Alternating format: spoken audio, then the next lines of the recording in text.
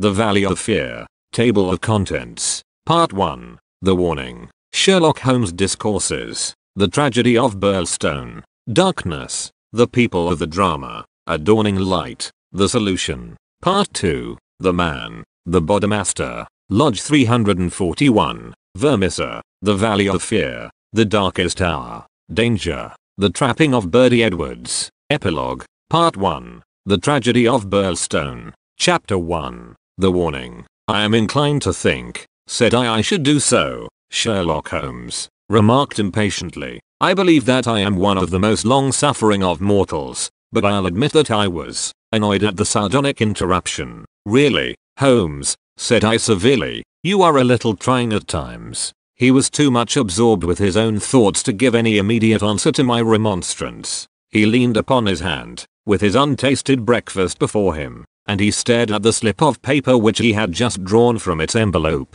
Then he took the envelope itself, held it up to the light, and very carefully studied both the exterior and the flap. It is Pollock's writing, said he thoughtfully. I can hardly doubt that it is Pollock's writing, though I have seen it only twice before. The Greek E with the peculiar top flourish is distinctive, but if it is Pollock, then it must be something of the very first importance. He was speaking to himself rather than to me, but my vexation disappeared in the interest which the words awakened. Who then is Pollock? I asked. Pollock, Watson, is a nom de plume, a mere identification mark, but behind it lies a shifty and evasive personality. In a former letter he frankly informed me that the name was not his own, and defied me ever to trace him among the teeming millions of this great city. Pollock is important, not for himself, but for the great man with whom he is in touch. Picture to yourself the pilot fish with the shark, the jackal with the lion, anything that is insignificant in companionship with what is formidable. Not only formidable, Watson, but sinister, in the highest degree sinister. That is where he comes within my purview. You have heard me speak of Professor Moriarty, the famous scientific criminal, as famous among crooks as my blushes, Watson Holmes murmured in a deprecating voice. I was about to say, as he is unknown to the public. A touch, a distinct touch, cried Holmes. You are developing a certain unexpected vein of porky humor, Watson, against which I must learn to guard myself. But in calling Moriarty a criminal you are uttering libel in the eyes of the law, and there lie the glory and the wonder of it. The greatest schemer of all time, the organizer of every deviltry, the controlling brain of the underworld, a brain which might have made or marred the destiny of nations. That's the man. But so aloof is he from general suspicion, so immune from criticism, so admirable in his management and self-effacement, that for those very words that you have uttered he could hail you to a court and emerge with your year's pension as a solatium for his wounded character. Is he not the celebrated author of The Dynamics of an Asteroid, a book which ascends to such rarefied heights of pure mathematics that it is said that there was no man in the scientific press capable of criticizing it? Is this a man to traduce? Foul-mouthed doctor and slandered professor, such would be your respective roles. That's genius, Watson. But if I am spared by lesser men, our day will surely come. May I be there to see, I exclaimed devoutly. But you were speaking of this man Pollock. Ah, yes, the so-called Pollock is a link in the chain some little way from its great attachment. Pollock is not quite a sound link, between ourselves. He is the only flaw in that chain so far as I have been able to test it. But no chain is stronger than its weakest link. Exactly, my dear Watson. Hence the extreme importance of Pollock, led on by some rudimentary aspirations towards right, and encouraged by the judicious stimulation of an occasional £10 note sent to him by devious methods.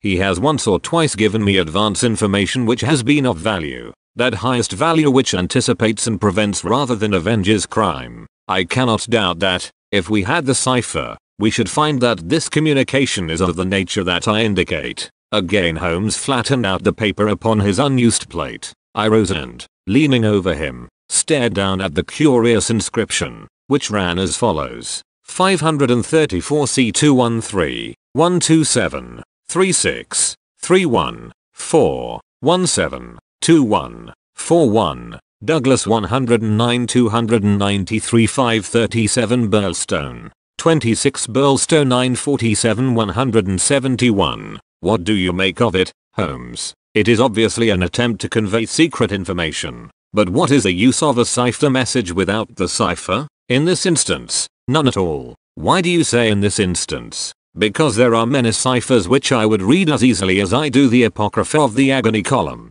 Such crude devices amuse the intelligence without fatiguing it. But this is different. It is clearly a reference to the words in a page of some book. Until I am told which page and which book, I am powerless. But why Douglas and Birlstone? Clearly because those are words which were not contained in the page in question. Then why has he not indicated the book? Your native shrewdness, my dear Watson, that innate cunning which is the delight of your friends, would surely prevent you from enclosing cipher and message in the same envelope. Should it miscarry, you are undone. As it is, both have to go wrong before any harm comes from it. Our second post is now overdue, and I shall be surprised if it does not bring us either a further letter of explanation, or, as is more probable, the very volume to which these figures refer. Holmes's calculation was fulfilled within a very few minutes by the appearance of Billy, the page, with the very letter which we were expecting. The same writing, remarked Holmes, as he opened the envelope, and actually signed. He added in an exultant voice as he unfolded the epistle, "Come, we are getting on." Watson, his brow clouded, however, as he glanced over the contents. "Dear me, this is very disappointing. I fear, Watson, that all our expectations come to nothing. I trust that the man Pollock will come to no harm. Dear Mr. Holmes," he says, "I will go no further in this matter. It is too dangerous. He suspects me. I can see that he suspects me. He came to me quite unexpectedly after I had actually addressed this envelope with the intention of sending you the key to the cipher. I was able to cover it up. If he had seen it, it would have gone hard with me. But I read suspicion in his eyes. Please burn the cipher message, which can now be of no use to you. Fred Pollock." Holmes sat for some little time twisting this letter between his fingers, and frowning, as he stared into the fire. "After all," he said at last, "there may be nothing in it. It may be only his guilty conscience. Knowing himself to be a traitor, he may have read the accusation in the other's eyes. The other being, I presume, Professor Moriarty, no less. When any of that party talk about he, you know whom they mean. There is one predominant he for all of them. But what can he do? That's a large question. When you have one of the first brains of Europe up against you, and all the powers of darkness at his back, there are infinite possibilities. Anyhow, friend Pollock is evidently scared out of his senses. Kindly compare the writing in the note to that upon its envelope, which was done, he tells us, before this ill-omened visit. The one is clear and firm, the other hardly legible. Why did he write at all? Why did he not simply drop it? Because he feared I would make some inquiry after him in that case, and possibly bring trouble on him. No doubt, said I. Of course, I had picked up the original cipher message and was bending my brows over it. It's pretty maddening to think that an important secret may lie here on this slip of paper, and that it is beyond human power to penetrate it. Sherlock Holmes had pushed away his untasted breakfast and lit the unsavory pipe which was the companion of his deepest meditations. I wonder, said he, leaning back and staring at the ceiling. Perhaps there are points which have escaped your Machiavellian intellect. Let us consider the problem in the light of pure reason. This man's reference is to a book. That is our point of departure, a somewhat vague one. Let us see then if we can narrow it down. As I focus my mind upon it, it seems rather less impenetrable. What indications have we as to this book? None. Well, it is surely not quite so bad as that. The cipher message begins with a large 534, does it not? We may take it as a working hypothesis that 534 is the particular page to which the cipher refers. So our book has already become a large book, which is surely something gained. What other indications have we as to the nature of this large book? The next sign is C2. What do you make of that, Watson? Chapter the second. No doubt. Hardly that, Watson. You will, I am sure, agree with me that if the page be given, the number of the chapter is immaterial. Also that if page 534 finds us only in the second chapter,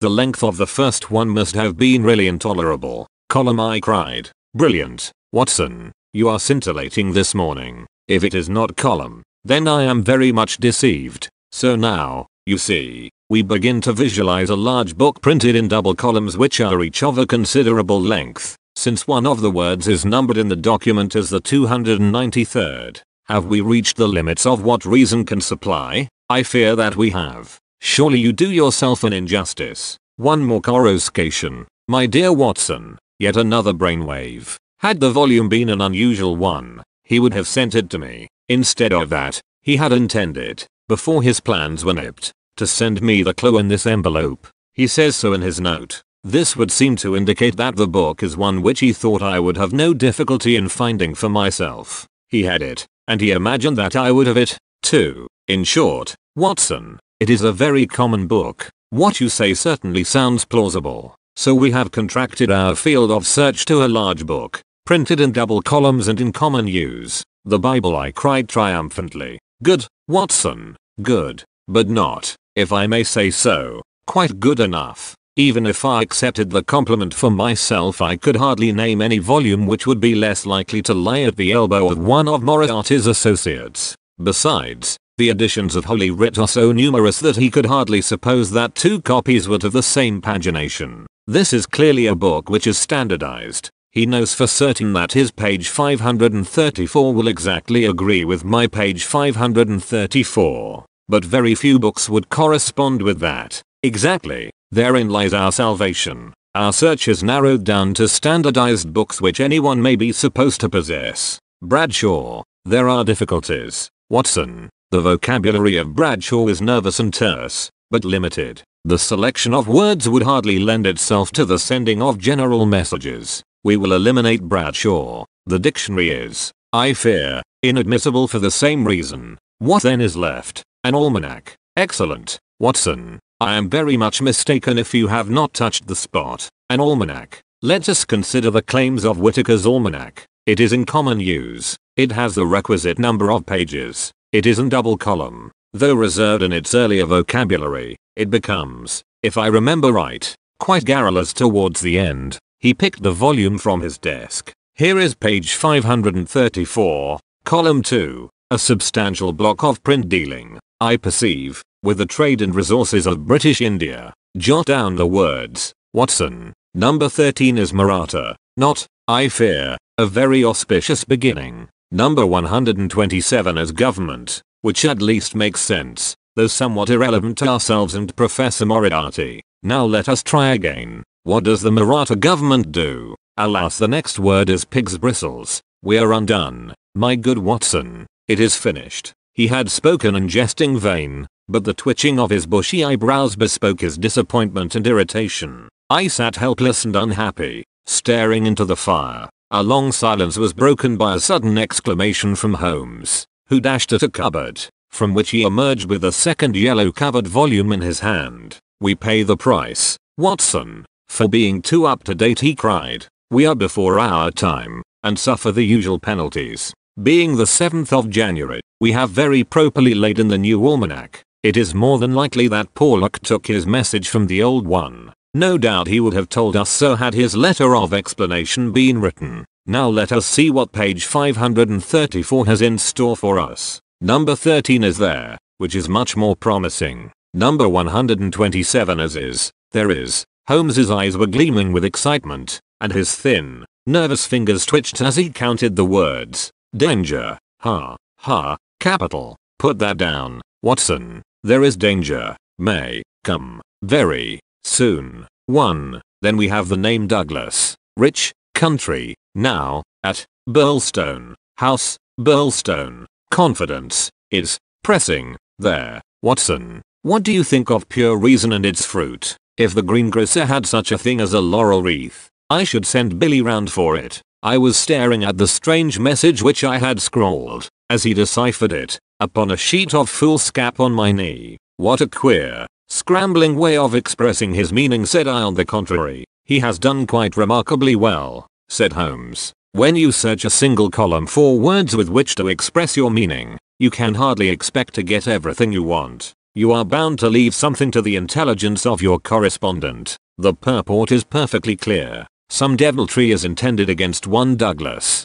whoever he may be, residing as stated, a rich country gentleman. He is sure, Confidence was as near as he could get to confident. That it is pressing. There is our result. And a very workman-like little bit of analysis it was. Holmes had the impersonal joy of the true artist in his better work. Even as he mourned darkly when it fell below the higher level to which he aspired, he was still chuckling over his success when Billy swung open the door and Inspector MacDonald of Scotland Yard was ushered into the room. Those were the early days at the end of the 80s, when Alec MacDonald was far from having attained the national fame which he has now achieved. He was a young but trusted member of the detective force, who had distinguished himself in several cases which had been entrusted to him. His tall, bony figure gave promise of exceptional physical strength, while his great cranium and deep-set, lustrous eyes spoke no less clearly of the keen intelligence which twinkled out from behind his bushy eyebrows. He was a silent, precise man with a dour nature and a hard Aberdonian accent.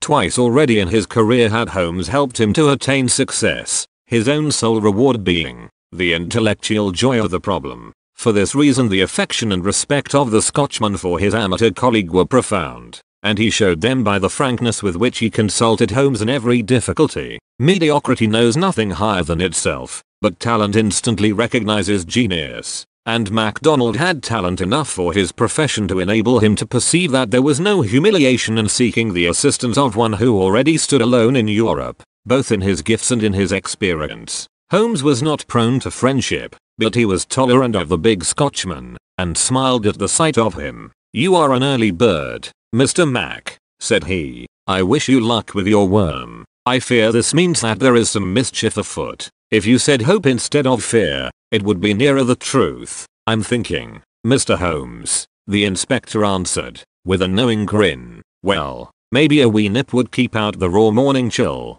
"No, I won't smoke, I thank you. I'll have to be pushing on my way, for the early hours of a case are the precious ones, as no man knows better than your own self." But, the inspector had stopped suddenly, and was staring with a look of absolute amazement at a paper upon the table. It was the sheet upon which I had scrawled the enigmatic message. "Douglas," he stammered. "Birlstone. What's this, Mr. Holmes?" "Man, it's witchcraft. Where in the name of all that is wonderful did you get those names?" "It is a cipher that Dr. Watson and I have had occasion to solve." "But why? What's amiss with the names?" The inspector looked from one to the other of us in dazed astonishment. "Just this," said he, "that Mr. Douglas of Birlstone Manor House was horribly murdered last night." Chapter 2. Sherlock Holmes Discourses. It was one of those dramatic moments for which my friend existed. It would be an overstatement to say that he was shocked or even excited by the amazing announcement.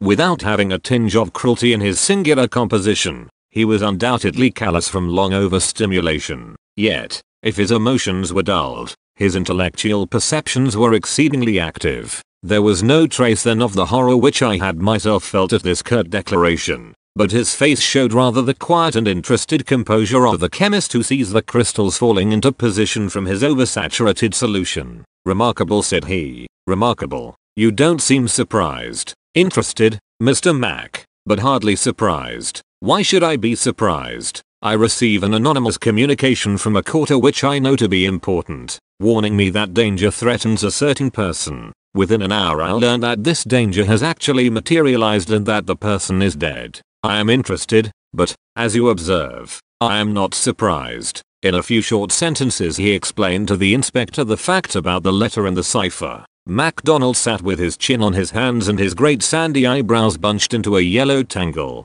"I was going down to Birlstone this morning," said he. "I had come to ask you if you cared to come with me, you and your friend here, but from what you say we might perhaps be doing better work in London." "I rather think not," said Holmes. "Hang it all, Mr. Holmes," cried the inspector. "The papers will be full of the Birlstone mystery in a day or two. But where's a mystery if there is a man in London who prophesied the crime before ever it occurred? We have only to lay our hands on that man, and the rest will follow." "No doubt, Mr. Mac. But how do you propose to lay your hands on the so-called Porlock?" MacDonald turned over the letter which Holmes had handed him. "Posted in Camberwell. That doesn't help us much. Name, you say, is assumed. Not much to go on. Certainly. Didn't you say that you have sent him money?" "Twice. And how?" "In notes to Camberwell Post Office." "Did you ever trouble to see who called for them?" "Number?" The inspector looked surprised and a little shocked. Why not? Because I always keep faith. I had promised when he first wrote that I would not try to trace him. You think there is someone behind him? I know there is. This professor that I've heard you mention exactly. Inspector MacDonald smiled, and his eyelid quivered as he glanced towards me. I won't conceal from you, Mr. Holmes, that we think in the CID that you have a wee bit of a bee in your bonnet over this professor. I made some inquiries myself about the matter. He seems to be a very respectable, learned, and talented sort of man. I'm glad you've got so far as to recognize the talent. Man, you can't but recognize it. After I heard your view, I made it my business to see him. I had a chat with him on eclipses. How the talk got that way I canna think, but he had out a reflector lantern and a globe, and made it all clear in a minute. He lent me a book, but I don't mind saying that it was a bit above my head, though I had a good Aberdeen upbringing. He'd have made a grand minister with his thin face and grey hair and solemn-like way of talking. When he put his hand on my shoulder as we were parting, it was like a father's blessing before you go out into the cold, cruel world. Holmes chuckled and rubbed his hands. Great, he said. Great. Tell me, friend MacDonald, this pleasing and touching interview was, I suppose, in the professor's study? That's so. A fine room, is it not? Very fine. Very handsome indeed, Mr. Holmes. You sat in front of his writing desk? Just so. Sun in your eyes and his face in the shadow? Well, it was evening, but I mind that the lamp was turned on my face. It would be. Did you happen to observe a picture over the professor's head? I don't miss much, Mr. Holmes. Maybe I learned that from you. Yes, I saw the picture. A young woman with her head on her hands, peeping at you sideways. That painting was by Jean-Baptiste Greuze. The inspector endeavored to look interested. Jean-Baptiste Greuze, Holmes continued, joining his fingertips and leaning well back in his chair, was a French artist who flourished between the years 1750 and 1800. I allude, of course, to his working career. Modern criticism has more than endorsed the high opinion formed of him by his contemporaries. The inspector's eyes grew abstracted. Hadn't we better? He said. We are doing so, Holmes interrupted. All that I am saying has a very direct and vital bearing upon what you have called the Birlstone mystery. In fact, it may in a sense be called the very center of it. MacDonald smiled feebly and looked appealingly to me. Your thoughts move a bit too quick for me, Mr. Holmes. You leave out a link or two, and I can't get over the gap. What in the whole wide world can be the connection between this dead painting man and the affair at Birlstone? All knowledge comes useful to the detective, remarked Holmes. Even the trivial fact that in the year 1865 a picture by Greuze entitled La Jeune Fille Eleanor fetched 1,200,000 francs, more than £40,000, at the Portulus sale may start a train of reflection in your mind. It was clear that it did. The inspector looked honestly interested. I may remind you, Holmes continued, that the professor's salary can be ascertained in several trustworthy books of reference. It is $700 a year. Then how could he buy? Quite so. How could he?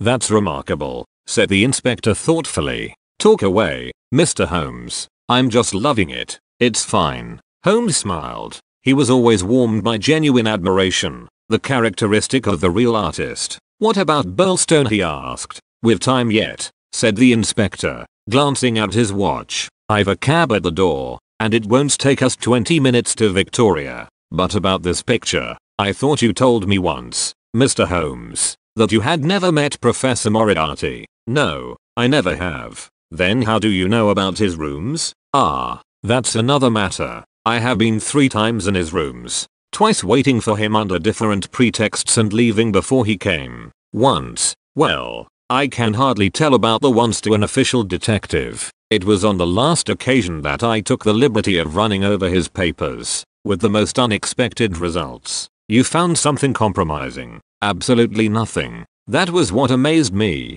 However, you have now seen the point of the picture. It shows him to be a very wealthy man. How did he acquire wealth? He is unmarried. His younger brother is a station master in the west of England. His chair is worth $700 a year, and he owns a Greuze. Well, surely the inference is plain. You mean that he has a great income and that he must earn it in an illegal fashion? Exactly. Of course I have other reasons for Thinking so, dozens of exiguous threads which led vaguely up towards the center of the web where the poisonous, motionless creature is lurking. I only mention the grooves because it brings the matter within the range of your own observation. Well, Mr. Holmes, I admit that what you say is interesting. It's more than interesting. It's just wonderful. But let us have it a little clearer if you can. Is it forgery, coining, burglary? Where does the money come from? Have you ever read of Jonathan Wild? Well, the name has a familiar sound.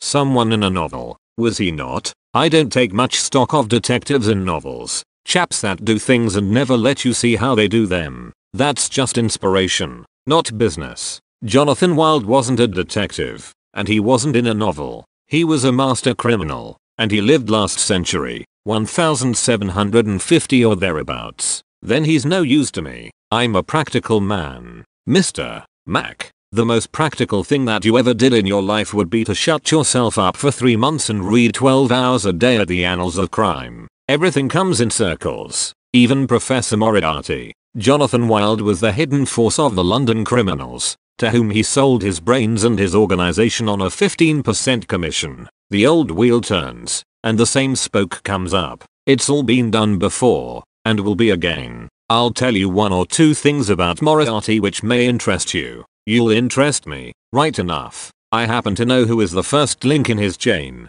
A chain with this Napoleon gone wrong at one end, and 100 broken fighting men, pickpockets, blackmailers, and card sharpers at the other, with every sort of crime in between. His chief of staff is Colonel Sebastian Moran, as aloof and guarded and inaccessible to the law as himself. What do you think he pays him? I'd like to hear. $6,000 a year. That's paying for brains, you see. The American business principle. I learned that detail quite by chance. It's more than the Prime Minister gets. That gives you an idea of Moriarty's gains and of the scale on which he works. Another point, I made it my business to hunt down some of Moriarty's checks lately. Just common innocent checks that he pays his household bills with. They were drawn on 6 different banks. Does that make any impression on your mind? Queer, certainly. But what do you gather from it? That he wanted no gossip about his wealth. No single man should know what he had. I have no doubt that he has 20 banking accounts. The bulk of his fortune abroad in the Deutsche Bank or the Credit Lyonnais as likely as not. Sometime when you have a year or two to spare I commend to you the study of Professor Moriarty. Inspector MacDonald had grown steadily more impressed as the conversation proceeded. He had lost himself in his interest. Now his practical Scotch intelligence brought him back with a snap to the matter in hand. He can keep. Anyhow, said he, you've got us sidetracked with your interesting anecdotes, Mr. Holmes. What really counts is your remark that there is some connection between the professor and the crime that you get from the warning received through the man Pollock. Can we for our present practical needs get any further than that? We may form some conception as to the motives of the crime. It is, as I gather from your original remarks, an inexplicable, or at least an unexplained, murder. Now, presuming that the source of the crime is as we suspect it to be, there might be 2 different motives. In the first place, I may tell you that Moriarty rules with a rod of iron over his people. His discipline is tremendous. There is only one punishment in his code. It is death. Now we might suppose that this murdered man, this Douglas whose approaching fate was known by one of the arch-criminal's subordinates, had in some way betrayed the chief. His punishment followed, and would be known to all, if only to put the fear of death into them. Well, that is one suggestion, Mr. Holmes. The other is that it has been engineered by Moriarty in the ordinary course of business. Was there any robbery? I have not heard. If so, it would, of course, be against the first hypothesis and in favor of the second. Moriarty may have been engaged to engineer it on a promise of part spoils, or he may have been paid so much down to manage it. Either is possible, but whichever it may be, or if it is some third combination, it is down at Birlstone that we must seek the solution. I know our man too well to suppose that he has left anything up here which may lead us to him. Then to Birlstone we must go, cried MacDonald, jumping from his chair. My word, it's later than I thought. I can give you, gentlemen, 5 minutes for preparation, and that is all, and ample for us both, said Holmes, as he sprang up and hastened to change from his dressing gown to his coat. While we are on our way, Mr. Mac, I will ask you to be good enough to tell me all about it. All about it proved to be disappointingly little, and yet there was enough to assure us that the case before us might well be worthy of the expert's closest attention. He brightened and rubbed his thin hands together as he listened to the meager but remarkable details. A long series of sterile weeks lay behind us, and here at last there was a fitting object for those remarkable powers which, like all special gifts, become irksome to their owner when they are not in use. That razor brain blunted and rusted with inaction. Sherlock Holmes's eyes glistened, his pale cheeks took a warmer hue, and his whole eager face shone with an inward light when the call for work reached him. Leaning forward in the cab, he listened intently to MacDonald's short sketch of the problem which awaited us in Sussex. The inspector was himself dependent, as he explained to us, upon a scribbled account forwarded to him by the milk train in the early hours of the morning. White Mason, the local officer, was a personal friend, and hence MacDonald had been notified much more promptly than is usual at Scotland Yard when provincials need their assistance. It is a very cold scent upon which the metropolitan expert is generally asked to run. "Dear Inspector MacDonald," said the letter which he read to us, "official requisition for your services is in separate envelope. This is for your private eye. Wire me what train in the morning you can get for Birlstone, and I will meet it, or have it met if I am too occupied. This case is a snorter. Don't waste a moment in getting started. If you can bring Mr. Holmes, please do so, for he will find something after his own heart. We would think the whole thing had been fixed up for theatrical effect if there wasn't a dead man in the middle of it. My word, it is a snorter." "Your friend seems to be no fool," remarked Holmes. "No, sir. White Mason is a very live man, if I am any judge." "Well, have you anything more?" "Only that he will give us every detail when we meet." "Then how did you get at Mr. Douglas and the fact that he had been horribly murdered?" "That was in the enclosed official report. It didn't say horrible. That's not a recognized official term. It gave the name John Douglas. It mentioned that his injuries had been in the head, from the discharge of a shotgun. It also mentioned the hour of the alarm, which was close on to midnight last night. It added that the case was undoubtedly one of murder, but that no arrest had been made, and that the case was one which presented some very perplexing and extraordinary features. That's absolutely all we have at present, Mr. Holmes. Then, with your permission, we will leave it at that. Mr. Mac, the temptation to form premature theories upon insufficient data is the bane of our profession.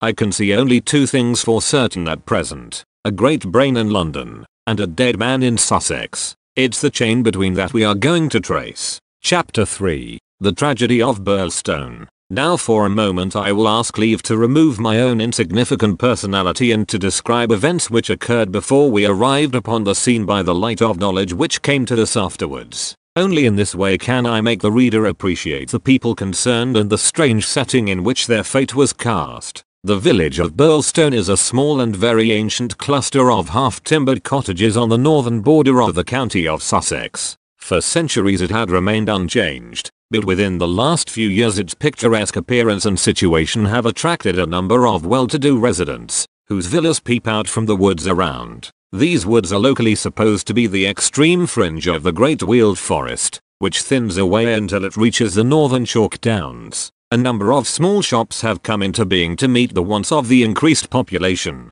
so there seems some prospect that Birlstone may soon grow from an ancient village into a modern town. It is the centre for a considerable area of country, since Tunbridge Wells, the nearest place of importance, is 10 or 12 miles to the eastward, over the borders of Kent. About half a mile from the town, standing in an old park famous for its huge beech trees, is the ancient manor house of Birlstone. Part of this venerable building dates back to the time of the First Crusade, when Hugo de Capus built a fortress in the centre of the estate, which had been granted to him by the Red King. This was destroyed by fire in 1543, and some of its smoke-blackened cornerstones were used when, in Jacobean times, a brick country house rose upon the ruins of the feudal castle. The manor house, with its many gables and its small diamond-paned windows, was still much as the builder had left it in the early 17th century. Of the double moats which had guarded its more warlike predecessor, the outer had been allowed to dry up,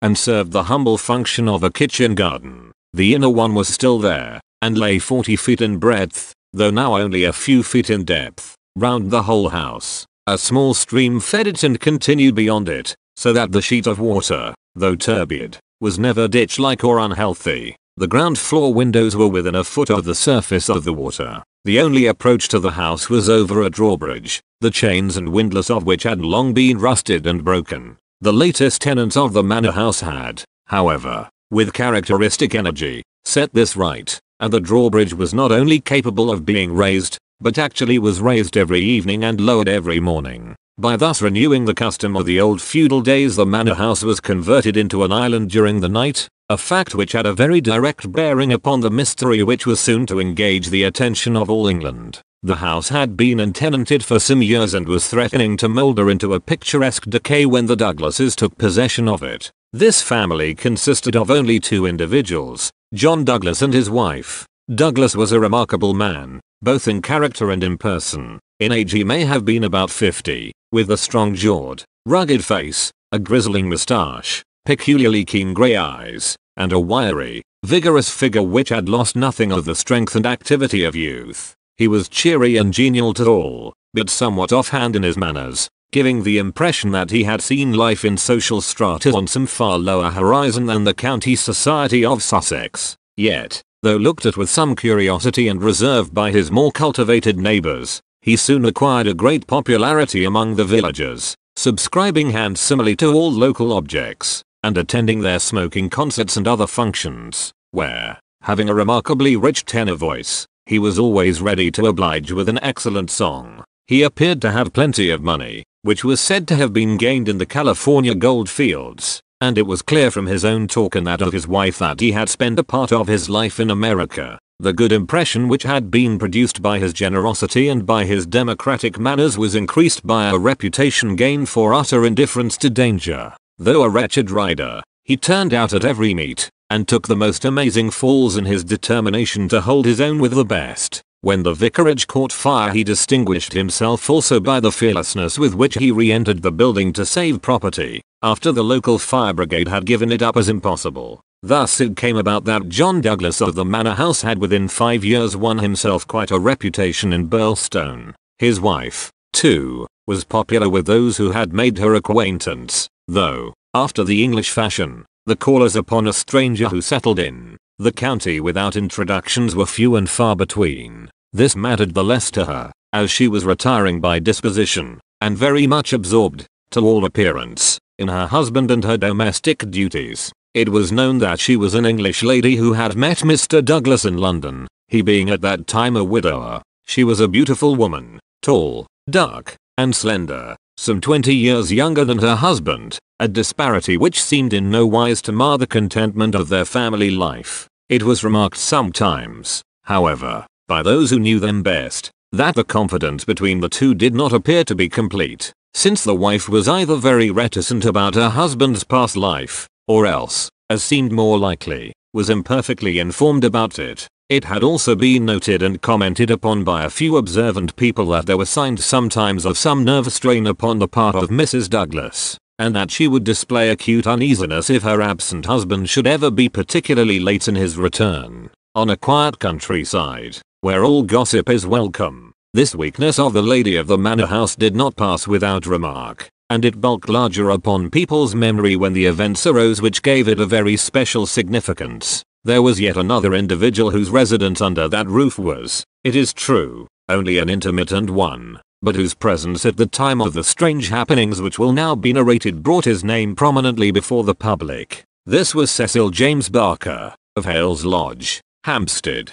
Cecil Barker's tall, loose-jointed figure was a familiar one in the main street of Birlstone village, for he was a frequent and welcome visitor at the manor house. He was the more noticed as being the only friend of the past unknown life of Mr. Douglas who was ever seen in his new English surroundings. Barker was himself an undoubted Englishman, but by his remarks it was clear that he had first known Douglas in America and had there lived on intimate terms with him. He appeared to be a man of considerable wealth, and was reputed to be a bachelor. In age he was rather younger than Douglas, 45 at the most, a tall, straight, broad-chested fellow with a clean-shaved, prize-fighter face, thick, strong, black eyebrows, and a pair of masterful black eyes which might, even without the aid of his very capable hands, clear a way for him through a hostile crowd. He neither rode nor shot, but spent his days in wandering round the old village with his pipe in his mouth, or in driving with his host, or in his absence with his hostess, over the beautiful countryside. An easy-going, free-handed gentleman, said Ames, the butler, but, my word, I had rather not be the man that crossed him. He was cordial and intimate with Douglas, and he was no less friendly with his wife, a friendship which more than once seemed to cause some irritation to the husband, so that even the servants were able to perceive his annoyance. Such was the third person who was one of the family when the catastrophe occurred. As to the other denizens of the old building, it will suffice out of a large household to mention the prim, respectable, and capable Ames, and Mrs. Allen, a buxom and cheerful person, who relieved the lady of some of her household cares. The other 6 servants in the house bear no relation to the events of the night of the 6th of January. It was at 11:45 that the first alarm reached the small local police station, in charge of Sergeant Wilson of the Sussex Constabulary. Cecil Barker, much excited, had rushed up to the door and pealed furiously upon the bell. A terrible tragedy had occurred at the manor house, and John Douglas had been murdered. That was the breathless burden of his message. He had hurried back to the house, followed within a few minutes by the police sergeant, who arrived at the scene of the crime a little after 12 o'clock, after taking prompt steps to warn the county authorities that something serious was afoot. On reaching the manor house, the sergeant had found the drawbridge down, the windows lighted up, and the whole household in a state of wild confusion and alarm. The white-faced servants were huddling together in the hall, with the frightened butler wringing his hands in the doorway. Only Cecil Barker seemed to be master of himself and his emotions. He had opened the door which was nearest to the entrance, and he had beckoned to the sergeant to follow him. At that moment there arrived Dr. Wood, a brisk and capable general practitioner from the village. The 3 men entered the fatal room together, while the horror-stricken butler followed at their heels, closing the door behind him to shut out the terrible scene from the maidservants.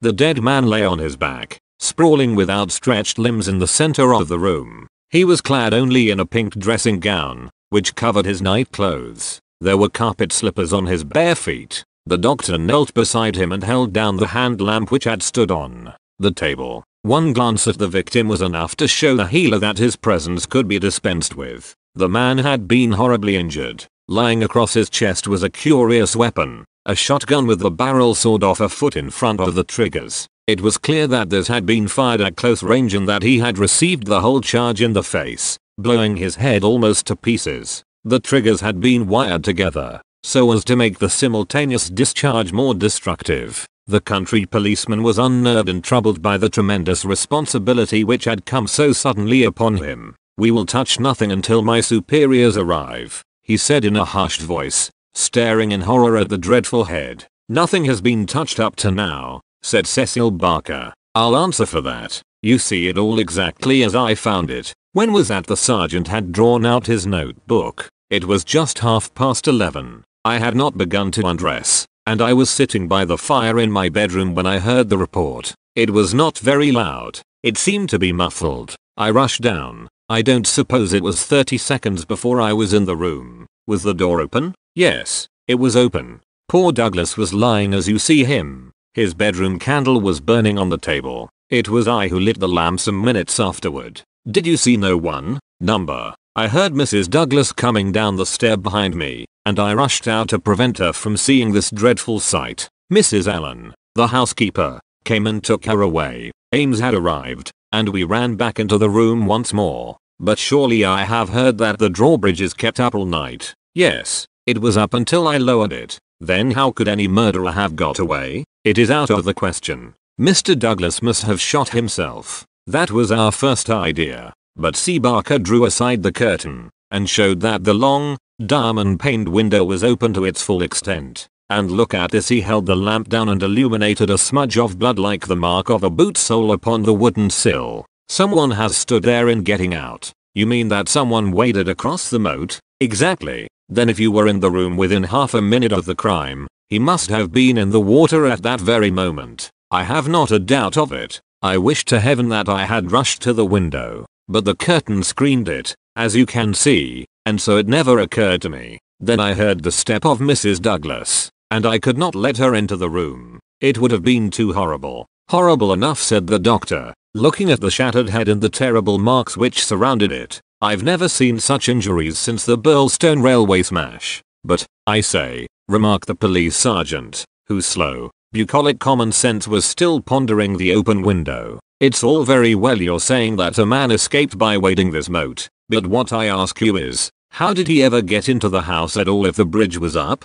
Ah, that's the question, said Barker. At what o'clock was it raised? It was nearly 6 o'clock, said Ames, the butler. I've heard, said the sergeant, that it was usually raised at sunset. That would be nearer 4:30 than 6 at this time of year. Mrs. Douglas had visitors to tea, said Ames. I couldn't raise it until they went. Then I wound it up myself. Then it comes to this, said the sergeant. If anyone came from outside, if they did, they must have gotten across the bridge before 6 and been in hiding ever since, until Mr. Douglas came into the room after 11. That is so. Mr. Douglas went round the house every night the last thing before he turned in to see that the lights were right. That brought him in here. The man was waiting and shot him. Then he got away through the window and left his gun behind him. That's how I read it, for nothing else will fit the facts. The sergeant picked up a card which lay beside the dead man on the floor. The initials VV and under them the number 341 were rudely scrawled in ink upon it. What's this, he asked, holding it up. Barker looked at it with curiosity. I never noticed it before, he said. The murderer must have left it behind him. V.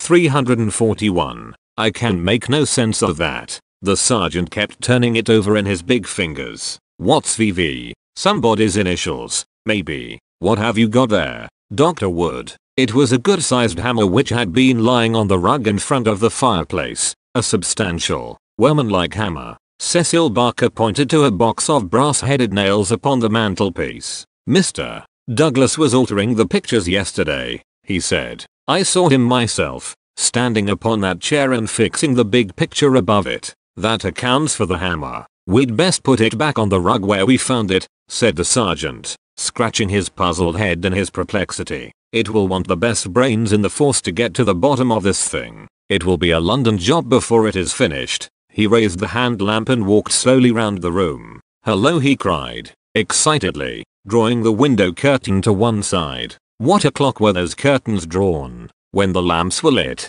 said the butler. It would be shortly after 4. Someone had been hiding here. Sure enough, he held down the light, and the marks of muddy boots were very visible in the corner. I'm bound to say this bears out your theory, Mr. Barker. It looks as if the man got into the house after 4 when the curtains were drawn and before 6 when the bridge was raised. He slipped into this room, because it was the first that he saw. There was no other place where he could hide, so he popped in behind this curtain. That all seems clear enough. It is likely that his main idea was to burgle the house, but Mr. Douglas chanced to come upon him, so he murdered him and escaped. That's how I read it, said Barker. But, I say, aren't we wasting precious time? Couldn't we start out and scour the country before the fellow gets away? The sergeant considered for a moment. There are no trains before 6 in the morning, so he can't get away by rail. If he goes by road with his legs all dripping, it's odds that someone will notice him.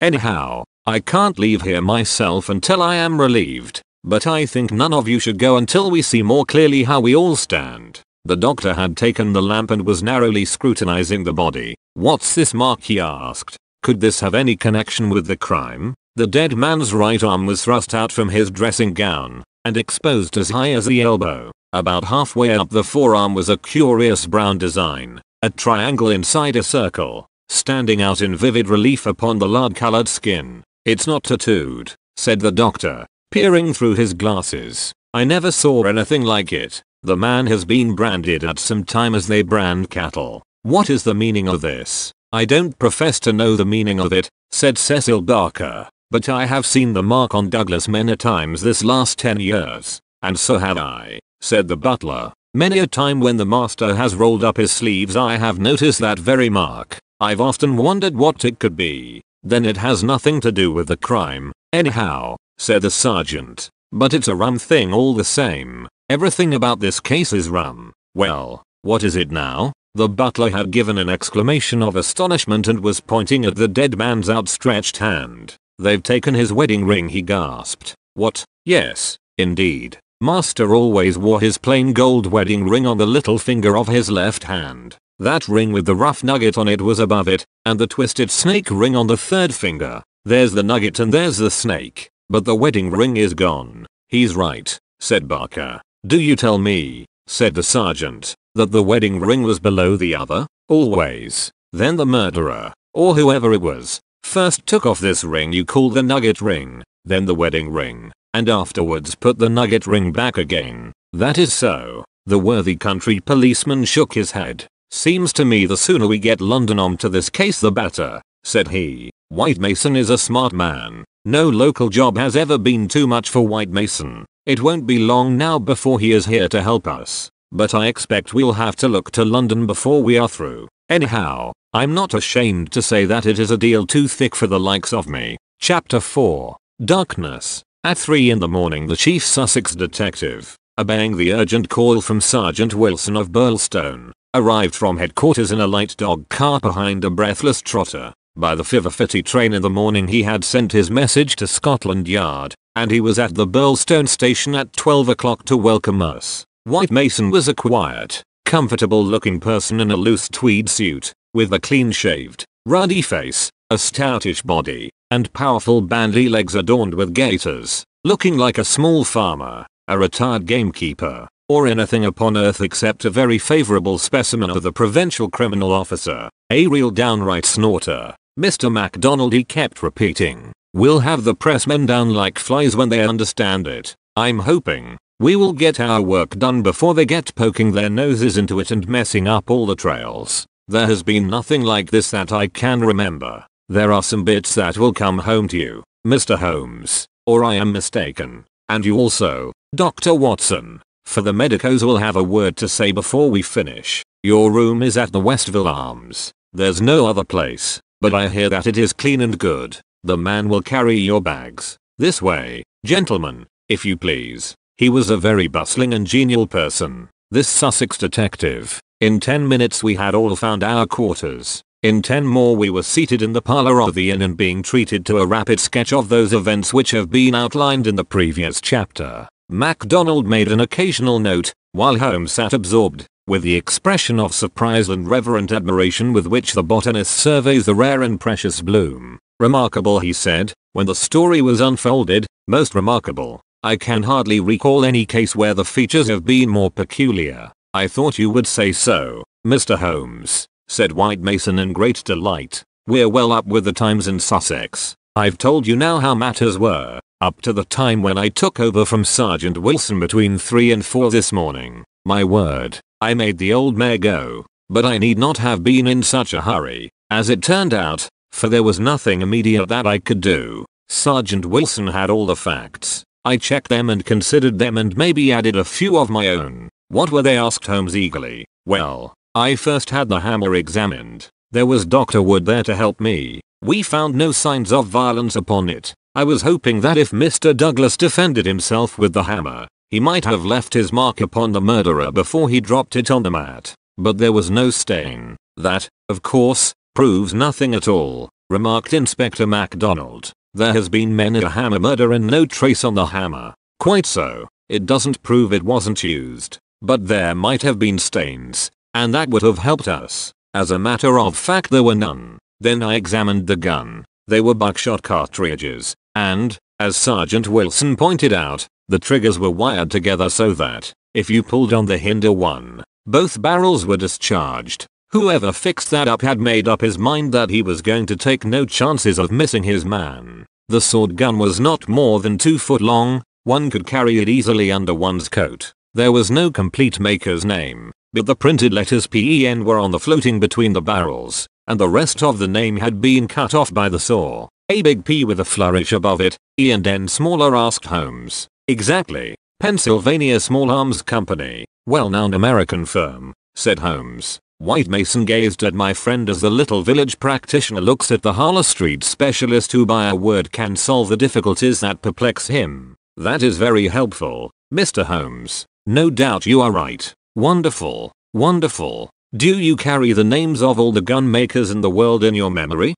Holmes dismissed the subject with a wave. No doubt it is an American shotgun. White Mason continued. I seem to have read that a sawed-off shotgun is a weapon used in some parts of America. Apart from the name upon the barrel, the idea had occurred to me. There is some evidence then that this man who entered the house and killed its master was an American. MacDonald shook his head. Man, you are surely traveling over fast, said he. I have heard no evidence yet that any stranger was ever in the house at all. The open window, the blood on the sill, the queer card, the marks of boots in the corner, the gun. Nothing there that could not have been arranged. Mr. Douglas was an American, or had lived long in America. So had Mr. Barker. You don't need to import an American from outside in order to account for American doings. Ames, the butler. What about him? Is he reliable? 10 years with Sir Charles Chandos. As solid as a rock. He has been with Douglas ever since he took the manor house 5 years ago. He has never seen a gun of this sort in the house. The gun was made to conceal. That's why the barrels were sawed.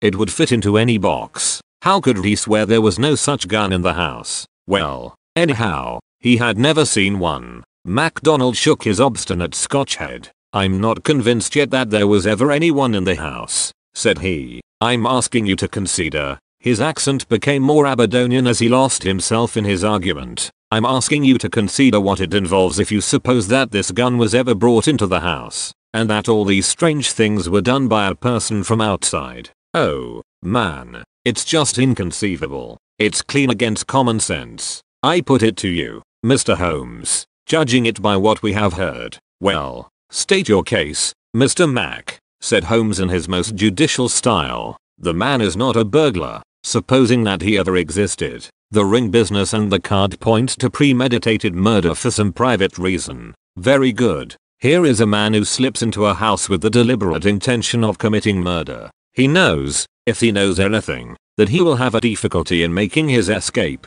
as the house is surrounded with water. What weapon would he choose? You would say the most silent in the world. Then he could hope when the deed was done to slip quickly from the window, to wade the moat, and to get away at his leisure. That's understandable. But is it understandable that he should go out of his way to bring with him the most noisy weapon he could select, knowing well that it will fetch every human being in the house to the spot as quick as they can run, and that it is all odds that he will be seen before he can get across the moat? Is that credible, Mr. Holmes? Well, you put the case strongly, my friend replied thoughtfully. It certainly needs a good deal of justification. May I ask, Mr. White Mason, whether you examined the farther side of the moat at once to see if there were any signs of the man having climbed out from the water? There were no signs, Mr. Holmes, but it is a stone ledge, and one could hardly expect them. No tracks or marks? None. Ha, would there be any objection, Mr. White Mason,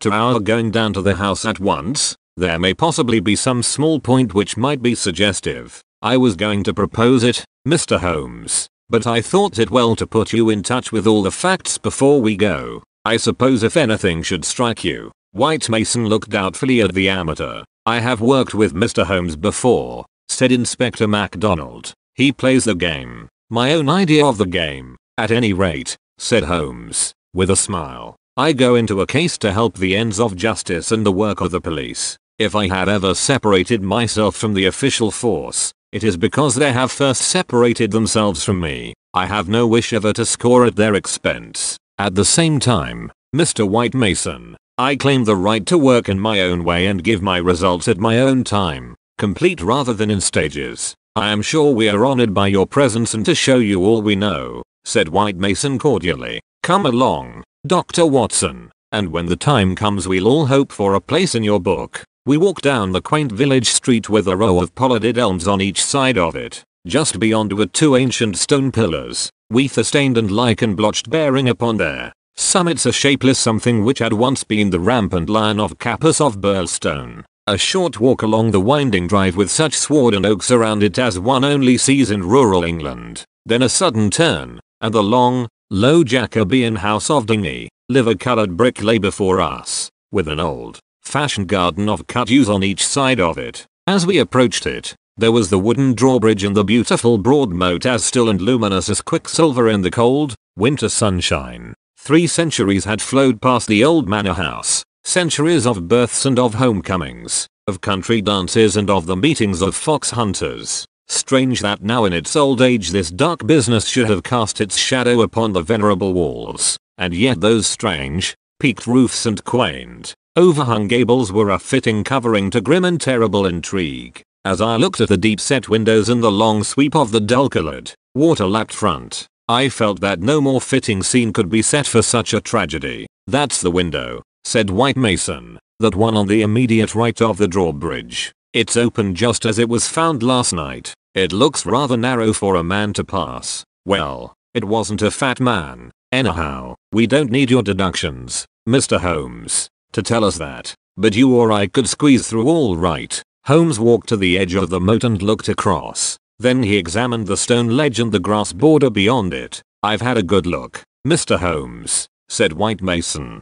"There is nothing there, no sign that anyone has landed. But why should he leave any sign? Exactly, why should he? Is the water always turbid? Generally about this color brings down the clay. How deep is it? The stream. About 2 feet at each side and 3 in the middle. So we can put aside all idea of the man having been drowned in crossing. No, a child could not be drowned in it. We walked across the drawbridge, and were admitted by a quaint, gnarled, dried up person, who was the butler, Ames. The poor old fellow was white and quivering from the shock. The village sergeant, a tall, formal, melancholy man, still held his vigil in the room of fate. The doctor had departed. "Anything fresh?" Sergeant Wilson asked White Mason. "No, sir." "Then you can go home. You've had enough. We can send for you if we want you. The butler had better wait outside. Tell him to warn Mr. Cecil Barker, Mrs. Douglas, and the housekeeper that we may want a word with them presently. Now,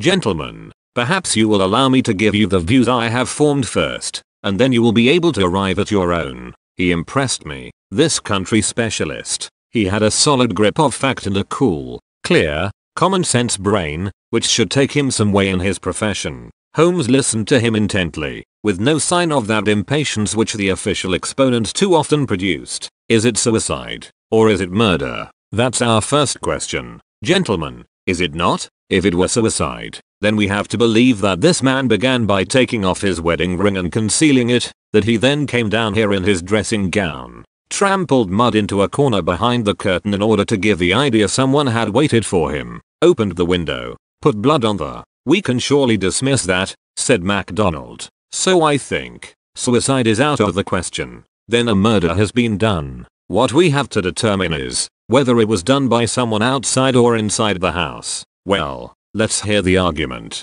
There are considerable difficulties both ways, and yet one or the other it must be. We will suppose first that some person or persons inside the house did the crime. They got this man down here at a time when everything was still and yet no one was asleep. They then did the deed with the queerest and noisiest weapon in the world so as to tell everyone what had happened. A weapon that was never seen in the house before. That does not seem a very likely start, does it? No, it does not. Well, then, everyone is agreed that after the alarm was given only a minute at the most had passed before the whole household, not Mr. Cecil Barker alone, though he claims to have been the first, but Ames and all of them were on the spot. Do you tell me that in that time the guilty person managed to make footmarks in the corner, open the window, mark the sill with blood, take the wedding ring off the dead man's finger, and all the rest of it? It's impossible. You put it very clearly, said Holmes. I am inclined to agree with you. Well, then, we are driven back to the theory that it was done by someone from outside. We are still faced with some big difficulties, but anyhow they have ceased to be impossibilities. The man got into the house between 4:30 and 6. That is to say, between dusk and the time when the bridge was raised. There had been some visitors, and the door was open, so there was nothing to prevent him. He may have been a common burglar, or he may have had some private grudge against Mr. Douglas. Since Mr. Douglas has spent most of his life in America, and this shotgun seems to be an American weapon, it would seem that the private grudge is the more likely theory. He slipped into this room because it was the first he came to, and he hid behind the curtain. There he remained until past 11 at night. At that time Mr. Douglas entered the room. It was a short interview, if there were any interview at all, for Mrs. Douglas declares that her husband had not left her more than a few minutes when she heard the shot. The candle shows that, said Holmes. Exactly. The candle, which was a new one, is not burned more than half an inch. He must have placed it on the table before he was attacked, otherwise, of course, it would have fallen when he fell. This shows that he was not attacked the instant that he entered the room. When Mr. Barker arrived, the candle was lit and the lamp was out. That's all clear enough. Well, now, we can reconstruct things on those lines. Mr. Douglas enters the room. He puts down the candle. A man appears from behind the curtain. He is armed with this gun. He demands the wedding ring. Heaven only knows why, but so it must have been. Mr. Douglas gave it up. Then either in cold blood or in the course of a struggle, Douglas may have gripped the hammer that was found upon the mat. He shot Douglas in this horrible way. He dropped his gun and also it would seem this queer card, V341, whatever that may mean, and he made his escape through the window and across the moat at the very moment when Cecil Barker was discovering the crime. How's that, Mr. Holmes? Very interesting, but just a little unconvincing. Man, it would be absolute nonsense if it wasn't that. Anything else is even worse, cried MacDonald. Somebody killed the man, and whoever it was, I could clearly prove to you that he should have done it some other way. What does he mean by allowing his retreat to be cut off like that? What does he mean by using a shotgun when silence was his one chance of escape? Come, Mr. Holmes, it's up to you to give us a lead, since you say Mr. White Mason's theory is unconvincing. Holmes had sat intently observant during this long discussion, missing no word that was said, with his keen eyes darting to right and to left, and his forehead wrinkled with speculation. I should like a few more facts before I get so far as a theory, Mr. Mac, said he, kneeling down beside the body. Dear me, these injuries are really appalling. Can we have the butler in for a moment? Ames, I understand that you have often seen this very unusual mark, a branded triangle inside a circle, upon Mr. Douglas's forearm? Frequently, sir. You never heard any speculation as to what it meant? No, sir. It must have caused great pain when it was inflicted. It is undoubtedly a burn. Now, I observe, Ames, that there is a small piece of plaster at the angle of Mr. Douglas's jaw. Did you observe that in life? Yes, sir. He cut himself in shaving yesterday morning. Did you ever know him to cut himself in shaving before? Not for a very long time, sir. Suggestive, said Holmes. It may, of course, be a mere coincidence, or it may point to some nervousness which would indicate that he had reason to apprehend danger. Had you noticed anything unusual in his conduct yesterday, Ames? It struck me that he was a little restless and excited, sir.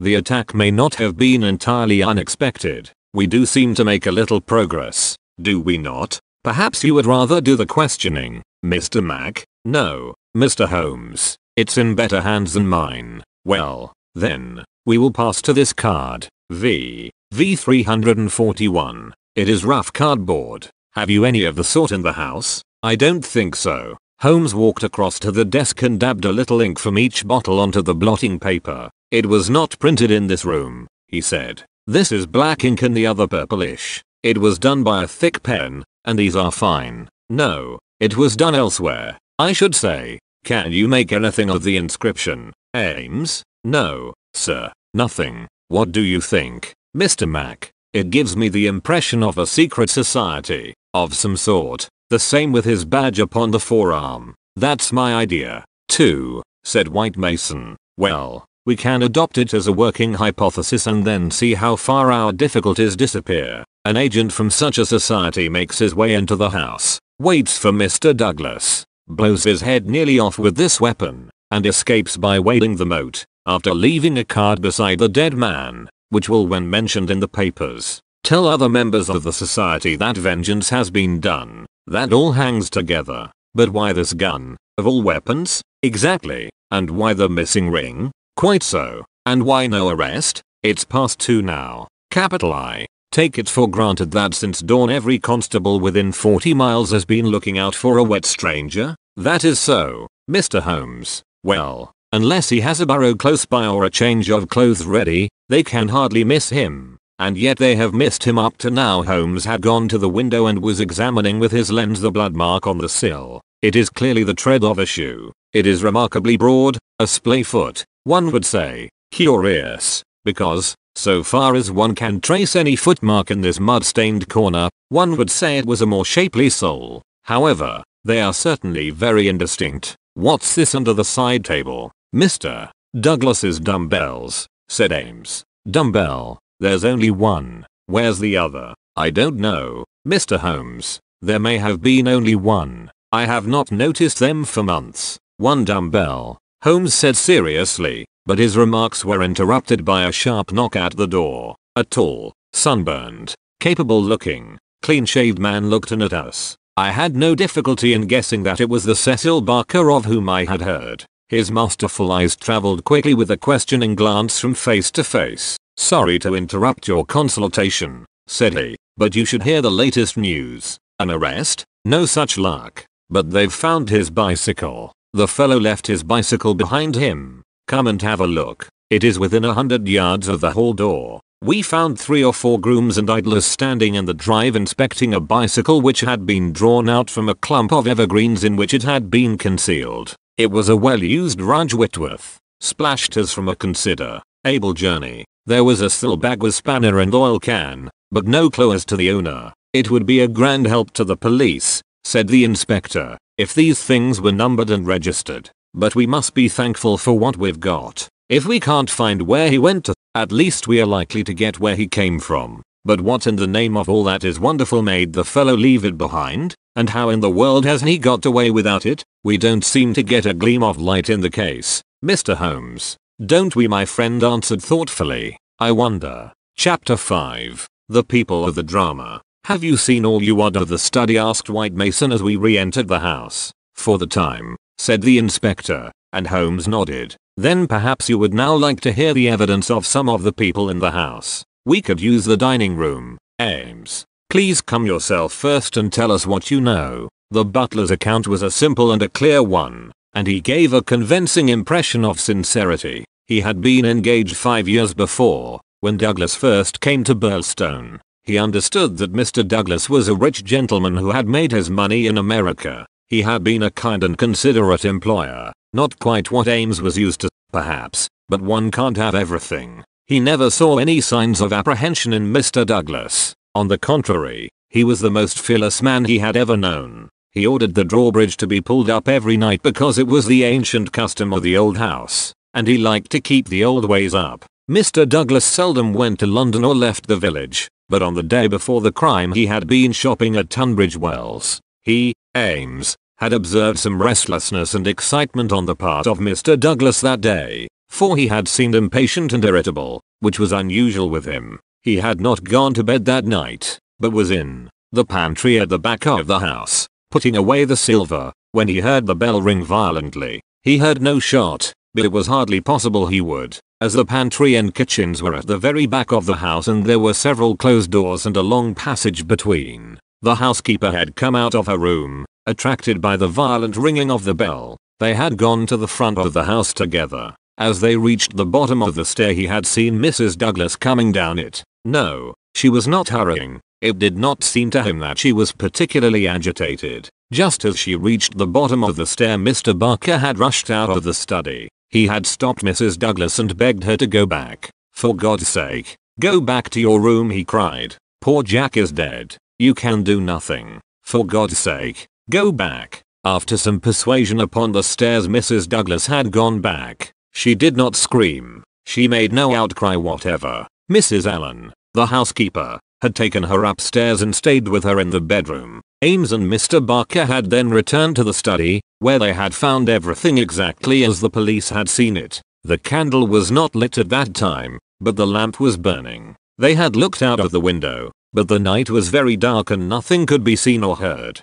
They had then rushed out into the hall, where Ames had turned the windlass which lowered the drawbridge. Mr. Barker had then hurried off to get the police. Such, in its essentials, was the evidence of the butler. The account of Mrs. Allen, the housekeeper, was, so far as it went, a corroboration of that of her fellow servant. The housekeeper's room was rather nearer to the front of the house than the pantry in which Ames had been working. She was preparing to go to bed when the loud ringing of the bell had attracted her attention. She was a little hard of hearing. Perhaps that was why she had not heard the shot, but in any case the study was a long way off. She remembered hearing some sound which she imagined to be the slamming of a door. That was a good deal earlier, half an hour at least before the ringing of the bell. When Mr. Ames ran to the front she went with him. She saw Mr. Barker, very pale and excited, come out of the study. He intercepted Mrs. Douglas, who was coming down the stairs. He entreated her to go back, and she answered him, but what she said could not be heard.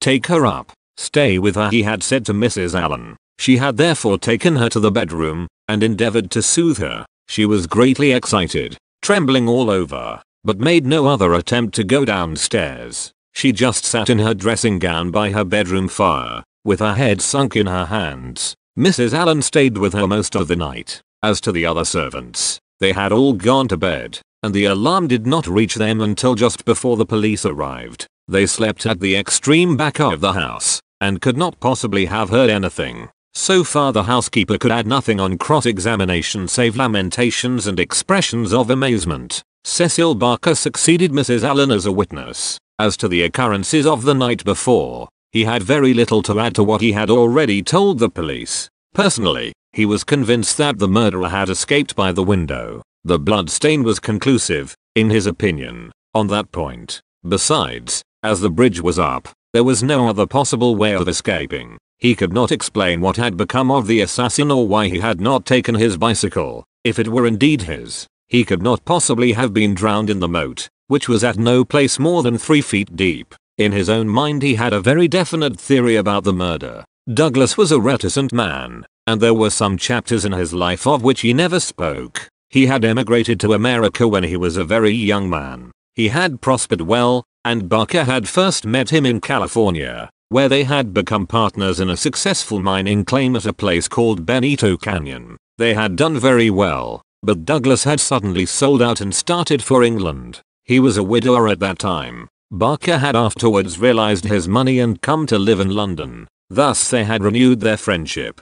Douglas had given him the impression that some danger was hanging over his head, and he had always looked upon his sudden departure from California, and also his renting a house in so quiet a place in England, as being connected with this peril. He imagined that some secret society, some implacable organization, was on Douglas's track, which would never rest until it killed him. Some remarks of his had given him this idea, though he had never told him what the society was, nor how he had come to offend it. He could only suppose that the legend upon the placard had some reference to this secret society. "How long were you with Douglas in California?" asked Inspector MacDonald. 5 years altogether. He was a bachelor, you say? A widower. Have you ever heard where his first wife came from? No. I remember his saying that she was of German extraction, and I have seen her portrait. She was a very beautiful woman. She died of typhoid the year before I met him. You don't associate his past with any particular part of America. I have heard him talk of Chicago. He knew that city well and had worked there. I have heard him talk of the coal and iron districts. He had traveled a good deal in his time. Was he a politician? Had this secret society to do with politics? No. He cared nothing about politics. You have no reason to think he was criminal. On the contrary. I never met a straighter man in my life. Was there anything curious about his life in California? He liked best to stay and to work at our claim in the mountains. He would never go where other men were if he could help it. That's why I first thought that someone was after him. Then when he left so suddenly for Europe I made sure that it was so. I believe that he had a warning of some sort. Within a week of his leaving half a dozen men were inquiring for him. What sort of men? Well, they were a mighty hard-looking crowd. They came up to the claim and wanted to know where he was. I told them that he was gone to Europe and that I did not know where to find him. They meant him no good. It was easy to see that. Were these men Americans? Californians? Well, I don't know about Californians. They were Americans, all right, but they were not miners. I don't know what they were, and was very glad to see their backs. That was 6 years ago, nearer 7, and then you were together 5 years in California, so that this business dates back not less than 11 years at the least. That is so. It must be a very serious feud that would be kept up with such earnestness for as long as that. It would be no light thing that would give rise to it. I think it shadowed his whole life. It was never quite out of his mind. But if a man had a danger hanging over him, and knew what it was, don't you think he would turn to the police for protection? Maybe it was some danger that he could not be protected against. There's one thing you should know. He always went about armed. His revolver was never out of his pocket. But, by bad luck, he was in his dressing gown and had left it in the bedroom last night. Once the bridge was up,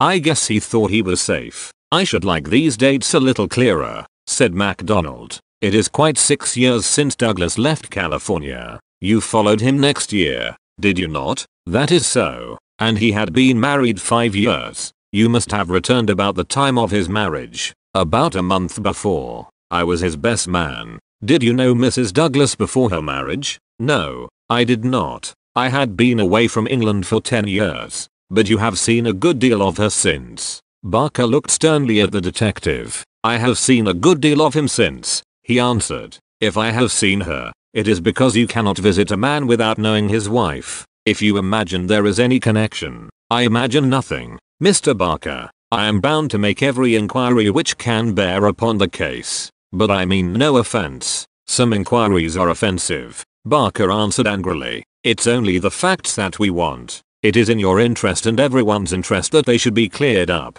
Did Mr. Douglas entirely approve your friendship with his wife? Barker grew paler, and his great, strong hands were clasped convulsively together. You have no right to ask such questions, he cried. What has this to do with the matter you are investigating? I must repeat the question. Well, I refuse to answer. You can refuse to answer, but you must be aware that your refusal is in itself an answer, for you would not refuse if you had not something to conceal. Barker stood for a moment with his face set grimly and his strong black eyebrows drawn low in intense thought. Then he looked up with a smile. Well, I guess you gentlemen are only doing your clear duty after all, and I have no right to stand in the way of it. I'd only ask you not to worry Mrs. Douglas over this matter, for she has enough upon her just now. I may tell you that poor Douglas had just one fault in the world, and that was his jealousy. He was fond of me. No man could be fonder of a friend. And he was devoted to his wife. He loved me to come here, and was forever sending for me. And yet if his wife and I talked together or there seemed any sympathy between us, a kind of wave of jealousy would pass over him, and he would be off the handle and saying the wildest things in a moment. More than once I've sworn off coming for that reason, and then he would write me such penitent, imploring letters that I just had to. But you can take it from me, gentlemen, if it was my last word, that no man ever had a more loving, faithful wife, and I can say also no friend could be more loyal than I. It was spoken with fervor and feeling, and yet Inspector MacDonald could not dismiss the subject. You are aware, said he, that the dead man's wedding ring has been taken from his finger? So it appears, said Barker. What do you mean by appears? You know it as a fact. The man seemed confused and undecided. When I said appears, I meant that it was conceivable that he had himself taken off the ring. The mere fact that the ring should be absent, whoever may have removed it, would suggest to anyone's mind, would it not, that the marriage and the tragedy were connected? Barker shrugged his broad shoulders. I can't profess to say what it means, he answered. But if you mean to hint that it could reflect in any way upon this lady's honor. His eyes blazed for an instant, and then with an evident effort he got a grip upon his own emotions. Well, you are on the wrong track, that's all. I don't know that I've anything else to ask you at present, said MacDonald, coldly. There was one small point, remarked Sherlock Holmes. When you entered the room there was only a candle lighted on the table, was there not? Yes, that was so. By its light you saw that some terrible incident had occurred? Exactly. You at once rang for help, yes, and it arrived very speedily within a minute or so. And yet when they arrived they found that the candle was out and that the lamp had been lighted. That seems very remarkable. Again Barker showed some signs of indecision. I don't see that it was remarkable, Mr. Holmes, he answered after a pause. The candle threw a very bad light. My first thought was to get a better one. The lamp was on the table, so I lit it, and blew out the candle. Exactly. Holmes asked no further question, and Barker, with a deliberate look from one to the other of us, which had, as it seemed to me, something of defiance in it, turned and left the room. Inspector MacDonald had sent up a note to the effect that he would wait upon Mrs. Douglas in her room, but she had replied that she would meet us in the dining room. She entered now, a tall and beautiful woman of 30, reserved and self-possessed to a remarkable degree, very different from the tragic and distracted figure I had pictured. It is true that her face was pale and drawn, like that of one who has endured a great shock, but her manner was composed, and the finely molded hand which she rested upon the edge of the table was as steady as my own. Her sad, appealing eyes traveled from one to the other of us with a curiously inquisitive expression. That questioning gaze transformed itself suddenly into abrupt speech. "Have you found anything out yet?" she asked. Was it my imagination that there was an undertone of fear rather than of hope in the question? "We have taken every possible step, Mrs. Douglas," said the inspector. "You may rest assured that nothing will be neglected. Spare no money," she said in a dead, even tone. "It is my desire that every possible effort should be made. Perhaps you can tell us something which may throw some light upon the matter." "I fear not, but all I know is at your service. We have heard from Mr. Cecil Barker that you did not actually see, that you were never in the room where the tragedy occurred." "No. He turned me back upon the stairs. He begged me to return to my room." "Quite so. You had heard the shot, and you had at once come down." "I put on my dressing gown and then came down." "How long was it after hearing the shot that you were stopped on the stair by Mr. Barker?" "It may have been a couple of minutes. It is so hard to reckon time at such a moment." He implored me not to go on. He assured me that I could do nothing.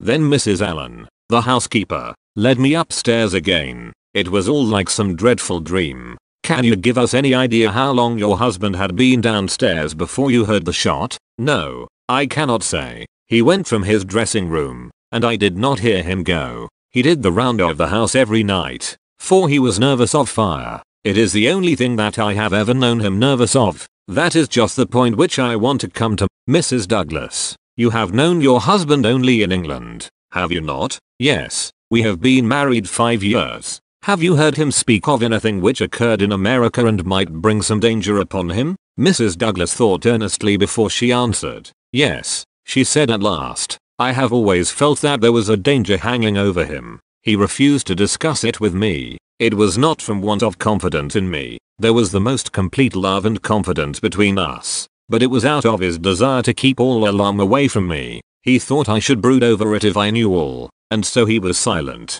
"How did you know it, then?" Mrs. Douglas's face lit with a quick smile. "Can a husband ever carry about a secret all his life and a woman who loves him have no suspicion of it? I knew it by his refusal to talk about some episodes in his American life. I knew it by certain precautions he took. I knew it by certain words he let fall. I knew it by the way he looked at unexpected strangers. I was perfectly certain that he had some powerful enemies, that he believed they were on his track, and that he was always on his guard against them. I was so sure of it that for years I have been terrified if ever he came home later than was expected." "Might I ask," asked Holmes, "what the words were which attracted your attention?" "The Valley of Fear," the lady answered. "That was an expression he has used when I questioned him. I have been in the Valley of Fear. I am not out of it yet." "Are we never to get out of the Valley of Fear?" I have asked him when I have seen him more serious than usual. "Sometimes I think that we never shall," he has answered.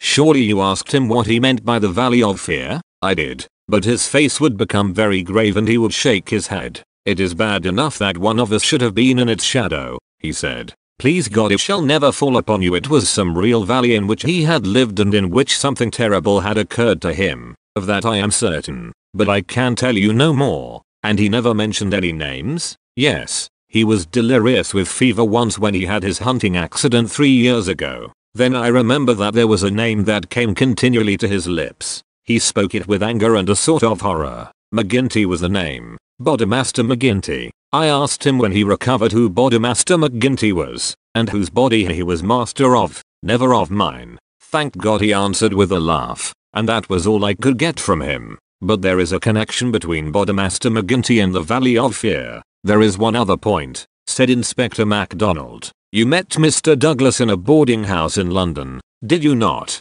and became engaged to him there? Was there any romance, anything secret or mysterious, about the wedding? There was romance. There is always romance. There was nothing mysterious. He had no rival? No. I was quite free. You have heard, no doubt, that his wedding ring has been taken. Does that suggest anything to you? Suppose that some enemy of his old life had tracked him down and committed this crime. What possible reason could he have for taking his wedding ring? For an instant I could have sworn that the faintest shadow of a smile flickered over the woman's lips. I really cannot tell, she answered. It is certainly a most extraordinary thing. Well, we will not detain you any longer, and we are sorry to have put you to this trouble at such a time, said the inspector. There are some other points, no doubt, but we can refer to you as they arise. She rose, and I was again conscious of that quick, questioning glance with which she had just surveyed us. What impression has my evidence made upon you? The question might as well have been spoken. Then, with a bow, she swept from the room. She's a beautiful woman, a very beautiful woman, said MacDonald thoughtfully, after the door had closed behind her. This man Barker has certainly been down here a good deal. He is a man who might be attractive to a woman. He admits that the dead man was jealous, and maybe he knew best himself what cause he had for jealousy. Then there's that wedding ring. You can't get past that. The man who tears a wedding ring off a dead man's. What do you say to it, Mr. Holmes? My friend had sat with his head upon his hands, sunk in the deepest thought. Now he rose and rang the bell. Ames, he said, when the butler entered. Where is Mr. Cecil Barker now? I'll see, sir. He came back in a moment to say that Barker was in the garden. Can you remember, Ames, what Mr. Barker had on his feet last night when you joined him in the study? Yes, Mr. Holmes. He had a pair of bedroom slippers. I brought him his boots when he went for the police. Where are the slippers now? They are still under the chair in the hall. Very good, Ames. It is, of course, important for us to know which tracks may be Mr. Barker's and which from outside. Yes, sir. I may say that I noticed that the slippers were stained with blood, so indeed were my own. That is natural enough, considering the condition of the room. Very good, Ames. We will ring if we want you. A few minutes later we were in the study. Holmes had brought with him the carpet slippers from the hall. As Ames had observed, the soles of both were dark with blood. Strange, murmured Holmes, as he stood in the light of the window and examined them minutely. Very strange indeed. Stooping with one of his quick feline pounces, he placed the slipper upon the blood mark on the sill. It exactly corresponded. He smiled in silence at his colleagues. The inspector was transfigured with excitement. His native accent rattled like a stick upon railings. Man, he cried, there's not a doubt of it. Barker has just marked the window himself. It's a good deal broader than any boot mark. I mind that you said it was a splay foot, and here's the explanation. But what's the game, Mr. Holmes? What's the game? What's the game? My friend repeated thoughtfully. White Mason chuckled and rubbed his fat hands together in his professional satisfaction. I said it was a snorter, he cried. And a real snorter it is. Chapter 6. A Dawning Light. The three detectives had many matters of detail into which to inquire, so I returned alone to our modest quarters at the village inn. But before doing so I took a stroll in the curious old-world garden which flanked the house. Rows of very ancient yew trees cut into strange designs girded it round. Inside was a beautiful stretch of lawn with an old sundial in the middle. The whole effect so soothing and restful that it was welcome to my somewhat jangled nerves. In that deeply peaceful atmosphere one could forget, or remember only as some fantastic nightmare, that darkened study with the sprawling, blood-stained figure on the floor. And yet, as I strolled round it and tried to steep my soul in its gentle balm, a strange incident occurred, which brought me back to the tragedy and left a sinister impression in my mind. I have said that a decoration of yew trees circled the garden. At the end farthest from the house they thickened into a continuous hedge. On the other side of this hedge, concealed from the eyes of anyone approaching from the direction of the house, there was a stone seat. As I approached the spot I was aware of voices, some remark in the deep tones of a man, answered by a little ripple of feminine laughter. An instant later I had come round the end of the hedge and my eyes lit upon Mrs. Douglas and the man Barker before they were aware of my presence. Her appearance gave me a shock. In the dining room she had been demure and discreet. Now all pretense of grief had passed away from her. Her eyes shone with the joy of living, and her face still quivered with amusement at some remark of her companion. He sat forward, his hands clasped and his forearms on his knees, with an answering smile upon his bold, handsome face. In an instant, but it was just one instant too late, they resumed their solemn masks as my figure came into view. A hurried word or two passed between them, and then Barker rose and came towards me. "Excuse me," "Sir," said he, "but am I addressing Dr. Watson?" I bowed with a coldness which showed, I dare say, very plainly the impression which had been produced upon my mind. "We thought that it was probably you, as your friendship with Mr. Sherlock Holmes is so well known. Would you mind coming over and speaking to Mrs. Douglas for one instant?" I followed him with a dour face. Very clearly I could see in my mind's eye that shattered figure on the floor. Here within a few hours of the tragedy were his wife and his nearest friend laughing together behind a bush in the garden which had been his. I greeted the lady with reserve. I had grieved with her grief in the dining room. Now I met her appealing gaze with an unresponsive eye. "I fear that you think me callous and hard-hearted," said she. I shrugged my shoulders. "It is no business of mine," said I. "Perhaps someday you will do me justice. If you only realized." "There is no need why Dr. Watson should realize," said Barker quickly. "As he has himself said, it is no possible business of his." "Exactly," said I, "and so I will beg leave to resume my walk." "One moment, Dr. Watson," cried the woman in a pleading voice. "There is one question which you can answer with more authority than anyone else in the world, and it may make a very great difference to me. You know Mr. Holmes and his relations with the police better than anyone else can. Supposing that a matter were brought confidentially to his knowledge, is it absolutely necessary that he should pass it on to the detectives?" "Yes, that's it," said Barker eagerly. "Is he on his own or is he entirely in with them? I really don't know that I should be justified in discussing such a point. I beg, I implore that you will, Dr. Watson. I assure you that you will be helping us, helping me greatly if you will guide us on that point." There was such a ring of sincerity in the woman's voice that for the instant I forgot all about her levity and was moved only to do her will. "Mr.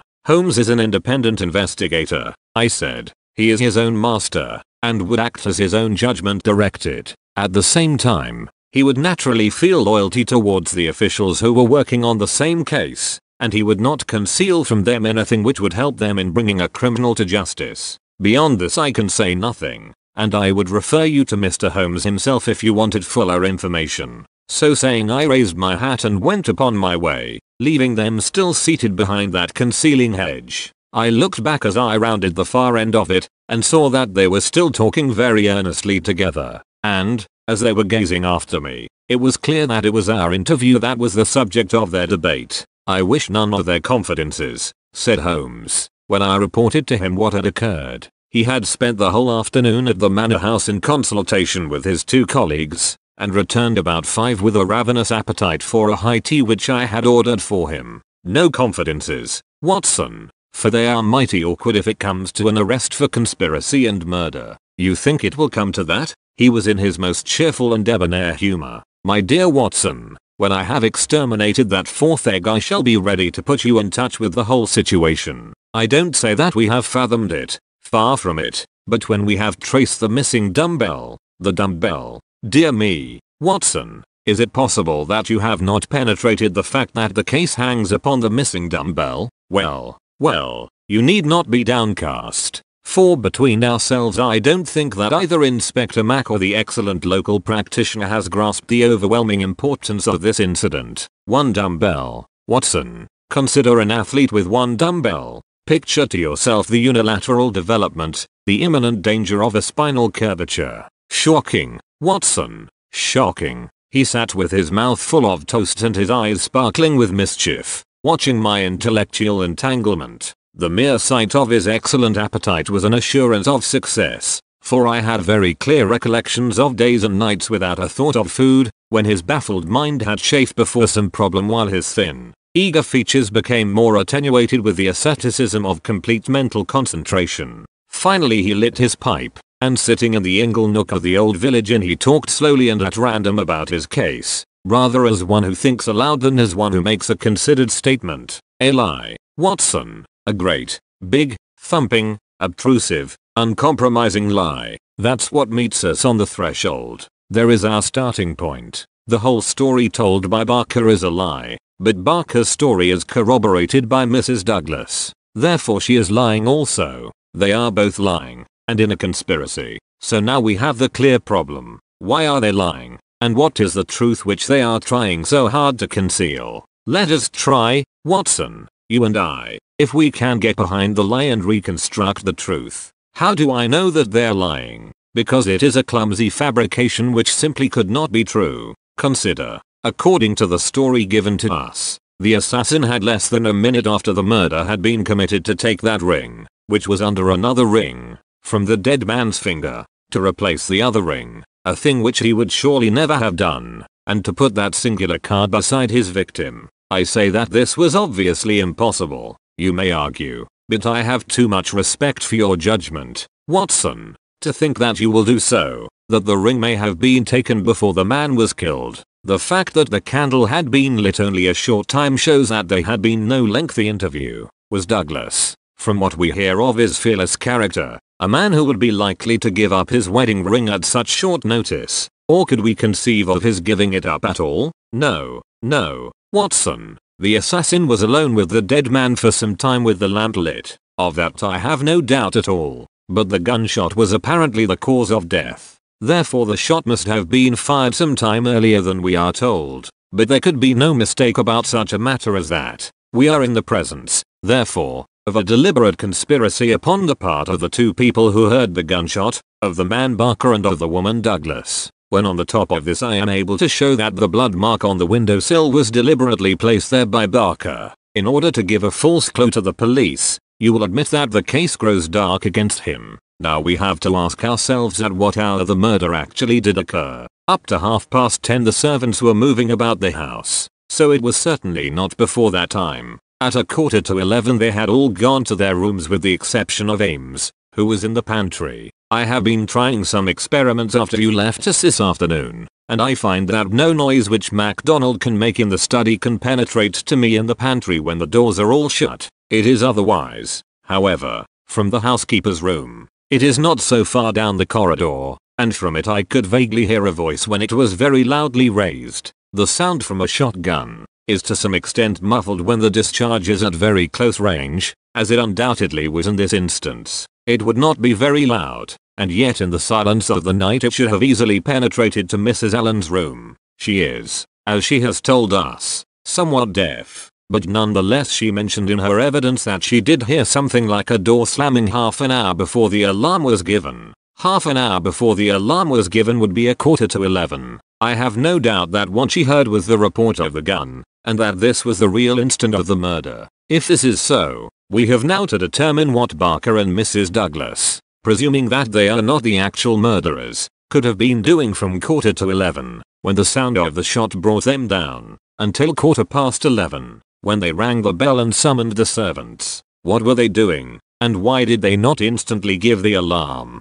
That is the question which faces us, and when it has been answered we shall surely have gone some way to solve our problem. I am convinced myself, said I, that there is an understanding between those two people. She must be a heartless creature to sit laughing at some jest within a few hours of her husband's murder. Exactly. She does not shine as a wife even in her own account of what occurred. I am not a whole-souled admirer of womankind, as you are aware, Watson, but my experience of life has taught me that there are few wives, having any regard for their husbands, who would let any man's spoken word stand between them and that husband's dead body. Should I ever marry, Watson, I should hope to inspire my wife with some feeling which would prevent her from being walked off by a housekeeper when my corpse was lying within a few yards of her. It was badly stage managed, for even the rawest investigators must be struck by the absence of the usual feminine ululation. If there had been nothing else, this incident alone would have suggested a prearranged conspiracy to my mind. You think then, definitely, that Barker and Mrs. Douglas are guilty of the murder? There is an appalling directness about your questions, Watson, said Holmes, shaking his pipe at me. They come at me like bullets. If you put it that Mrs. Douglas and Barker know the truth about the murder, and are conspiring to conceal it, then I can give you a whole-souled answer. I am sure they do. But your more deadly proposition is not so clear. Let us for a moment consider the difficulties which stand in the way. We will suppose that this couple are united by the bonds of a guilty love, and that they have determined to get rid of the man who stands between them. It is a large supposition, for discreet inquiry among servants and others has failed to corroborate it in any way. On the contrary, there is a good deal of evidence that the Douglases were very attached to each other. That, I am sure, cannot be true, said I, thinking of the beautiful smiling face in the garden. Well, at least they gave that impression. However, we will suppose that they are an extraordinarily astute couple,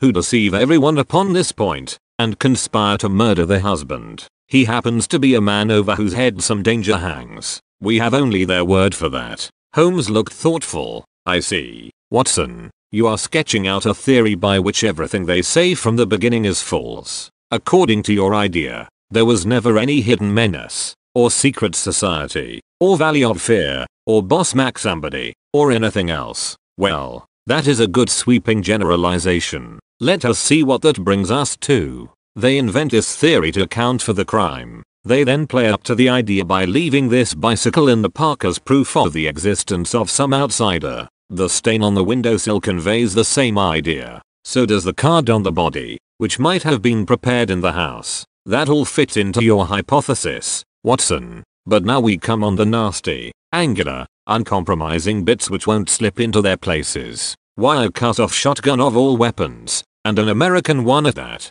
How could they be so sure that the sound of it would not bring someone onto them? It's a mere chance as it is that Mrs. Allen did not start out to inquire for the slamming door. Why did your guilty couple do all this, Watson? I confess that I can't explain it. Then again, if a woman and her lover conspire to murder a husband, are they going to advertise their guilt by ostentatiously removing his wedding ring after his death? Does that strike you as very probable, Watson? No, it does not. And once again, if the thought of leaving a bicycle concealed outside had occurred to you, would it really have seemed worth doing when the dullest detective would naturally say this is an obvious blind, as the bicycle is the first thing which the fugitive needed in order to make his escape? I can conceive of no explanation, and yet there should be no combination of events for which the wit of man cannot conceive an explanation. Simply as a mental exercise, without any assertion that it is true, let me indicate a possible line of thought. It is, I admit, mere imagination. But how often is imagination the mother of truth? We will suppose that there was a guilty secret, a really shameful secret in the life of this man Douglas. This leads to his murder by someone who is, we will suppose, an avenger, someone from outside. This avenger, for some reason which I confess I am still at a loss to explain, took the dead man's wedding ring. The vendetta might conceivably date back to the man's first marriage, and the ring be taken for some such reason. Before this avenger got away, Barker and the wife had reached the room. The assassin convinced them that any attempt to arrest him would lead to the publication of some hideous scandal. They were converted to this idea, and preferred to let him go. For this purpose they probably lowered the bridge, which can be done quite noiselessly, and then raised it again. He made his escape, and for some reason thought that he could do so more safely on foot than on the bicycle. He therefore left his machine where it would not be discovered until he had got safely away. So far we are within the bounds of possibility,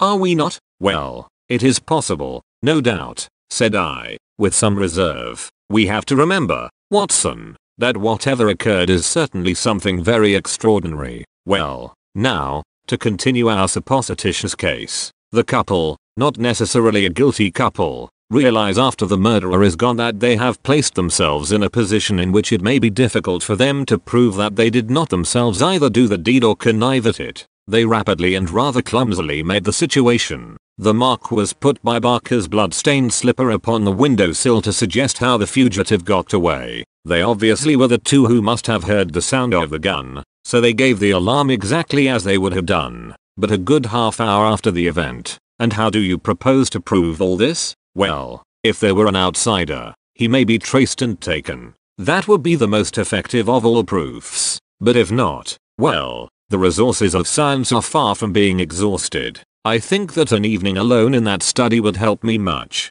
An evening alone. I propose to go up there presently. I have arranged it with the estimable Ames, who is by no means wholehearted about Barker. I shall sit in that room and see if its atmosphere brings me inspiration. I'm a believer in the genius loci. You smile, friend Watson. Well, we shall see. By the way, you have that big umbrella of yours, have you not? It is here. Well, I'll borrow that if I may. Certainly, but what a wretched weapon. If there is danger, nothing serious, my dear Watson, or I should certainly ask for your assistance, but I'll take the umbrella. At present I am only awaiting the return of our colleagues from Tunbridge Wells, where they are at present engaged in trying for a likely owner to the bicycle. It was nightfall before Inspector MacDonald and White Mason came back from their expedition, and they arrived exultant, reporting a great advance in our investigation. "Man, I'll admit that I had my doubts if there was ever an outsider," said MacDonald, "but that's all past now. We've had the bicycle identified, and we have a description of our man, so that's a long step on our journey." "It sounds to me like the beginning of the end," said Holmes. "I'm sure I congratulate you both with all my heart." "Well, I started from the fact that Mr. Douglas had seemed disturbed since the day before, when he had been at Tunbridge Wells. It was at Tunbridge Wells then that he had become conscious of some danger. It was clear, therefore, that if a man had come over with a bicycle it was from Tunbridge Wells that he might be expected to have come. We took the bicycle over with us and showed it at the hotels. It was identified at once by the manager of the Eagle Commercial as belonging to a man named Hargrave, who had taken a room there 2 days before. This bicycle and a small valise were his whole belongings. He had registered his name as coming from London, but had given no address. The valise was London made, and the contents were British, but the man himself was undoubtedly an American.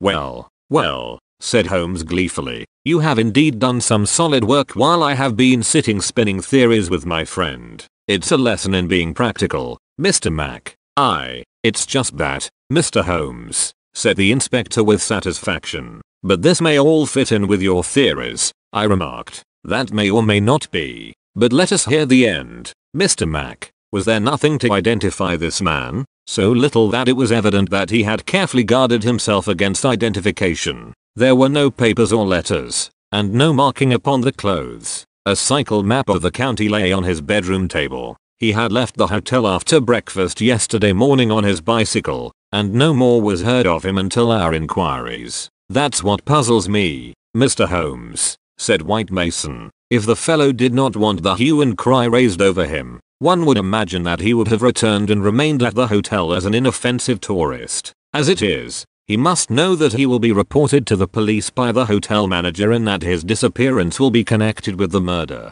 So one would imagine. Still, he has been justified of his wisdom up to date, at any rate, since he has not been taken. But his description, what of that?" MacDonald referred to his notebook. "Here we have it so far as they could give it. They don't seem to have taken any very particular stock of him, but still the porter, the clerk, and the chambermaid are all agreed that this about covers the points. He was a man about 5'9" in height, 50 or so years of age, his hair slightly grizzled, a greyish moustache, a curved nose, and a face which all of them described as fierce and forbidding. Well, bar the expression, that might almost be a description of Douglas himself," said Holmes. "He is just over 50, with grizzled hair and moustache, and about the same height. Did you get anything else?" "He was dressed in a heavy grey suit with a reefer jacket, and he wore a short yellow overcoat and a soft cap." "What about the shotgun?" "It is less than 2 feet long.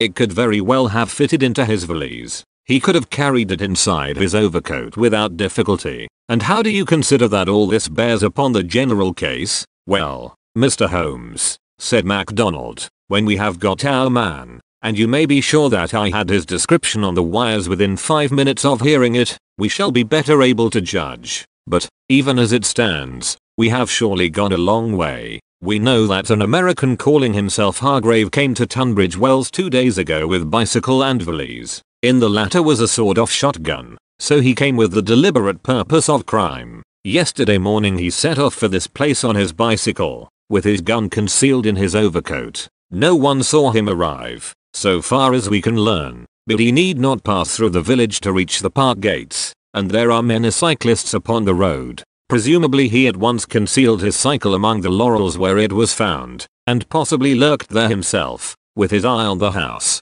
waiting for Mr. Douglas to come out. The shotgun is a strange weapon to use inside a house, but he had intended to use it outside, and there it has very obvious advantages, as it would be impossible to miss with it, and the sound of shots is so common in an English sporting neighborhood that no particular notice would be taken." "That is all very clear," said Holmes. "Well, Mr. Douglas did not appear. What was he to do next?" "He left his bicycle and approached the house in the twilight. He found the bridge down and no one about. He took his chance, intending, no doubt, to make some excuse if he met anyone. He met no one. He slipped into the first room that he saw and concealed himself behind the curtain. Thence he could see the drawbridge go up, and he knew that his only escape was through the moat. He waited until 11:15, when Mr. Douglas upon his usual nightly round came into the room. He shot him and escaped, as arranged. He was aware that the bicycle would be described by the hotel people and be a clue against him, so he left it there and made his way by some other means to London or to some safe hiding place which he had already arranged. How is that, Mr. Holmes? Well, Mr. Mac, it is very good and very clear so far as it goes. That is your end of the story. My end is that the crime was committed half an hour earlier than reported, that Mrs. Douglas and Barker are both in a conspiracy to conceal something, that they aided the murderer's escape, or, at least that they reached the room before he escaped, and that they fabricated evidence of his escape through the window, whereas in all probability they had themselves let him go by lowering the bridge. That's my reading of the first half. The two detectives shook their heads. Well, Mr. Holmes, if this is true, we only tumble out of one mystery into another, said the London inspector, and in some ways a worse one, added White Mason. The lady has never been in America in all her life. What possible connection could she have with an American assassin which would cause her to shelter him? I freely admit the difficulties, said Holmes. I propose to make a little investigation of my own tonight, and it is just possible that it may contribute something to the common cause. Can we help you, Mr. Holmes? No. Darkness and Dr. Watson's umbrella. My wants are simple, and Ames, the faithful Ames, no doubt he will stretch a point for me. All my lines of thought led me back invariably to the one basic question. Why should an athletic man develop his frame upon so unnatural an instrument as a single dumbbell? It was late that night when Holmes returned from his solitary excursion. We slept in a double-bedded room, which was the best that the little country inn could do for us. I was already asleep when I was partly awakened by his entrance. Well, Holmes, I murmured, have you found anything out? He stood beside me in silence, his candle in his hand. Then the tall, lean figure inclined towards me. I say, Watson, he whispered, would you be afraid to sleep in the same room with a lunatic, a man with softening of the brain, an idiot whose mind has lost its grip? Not in the least, I answered in astonishment. Ah, that's lucky, he said, and not another word would he utter that night. Chapter 7. The Solution. Next morning, after breakfast, we found Inspector MacDonald and White Mason seated in close consultation in the small parlour of the local police sergeant. On the table in front of them were piled a number of letters and telegrams, which they were carefully sorting and docketing. 3 had been placed on one side. Still on the track of the elusive bicyclist, Holmes asked cheerfully, "What is the latest news of the ruffian?" MacDonald pointed ruefully to his heap of correspondence. "He is at present reported from Leicester, Nottingham, Southampton, Derby, East Ham, Richmond, and 14 other places. In 3 of them, East Ham, Leicester, and Liverpool, there is a clear case against him, and he has actually been arrested. The country seems to be full of the fugitives with yellow coats." "Dear me," said Holmes sympathetically. "Now, Mr. Mac and you, Mr. White Mason, I wish to give you a very earnest piece of advice. When I went into this case with you, I bargained, as you will no doubt remember, that I should not present you with half-proved theories, but that I should retain and work out my own ideas until I had satisfied myself that they were correct. For this reason I am not at the present moment telling you all that is in my mind. On the other hand, I said that I would play the game fairly by you, and I do not think it is a fair game to allow you for one unnecessary moment to waste your energies upon a profitless task. Therefore I am here to advise you this morning, and my advice to you is summed up in 3 words. Abandon the case." MacDonald and White Mason stared in amazement at their celebrated colleague. "You consider it hopeless?" cried the inspector. "I consider your case to be hopeless. I do not consider that it is hopeless to arrive at the truth. But this cyclist, he is not an invention. We have his description, his valise, his bicycle. The fellow must be somewhere. Why should we not get him? Yes, no doubt he is somewhere, and no doubt we shall get him, but I would not have you waste your energies in East Ham or Liverpool. I am sure that we can find some shorter cut to a result. You are holding something back. It's hardly fair of you, Mr. Holmes. The inspector was annoyed. You know my methods of work, Mr. Mac, but I will hold it back for the shortest time possible. I only wish to verify my details in one way, which can very readily be done, and then I make my bow and return to London, leaving my results entirely at your service. I owe you too much to act otherwise, for in all my experience I cannot recall any more singular and interesting study. This is clean beyond me, Mr. Holmes. We saw you when we returned from Tunbridge Wells last night, and you were in general agreement with our results. What has happened since then to give you a completely new idea of the case? Well, since you ask me, I spent, as I told you that I would, some hours last night at the Manor House. Well, what happened? I can only give you a very general answer to that for the moment.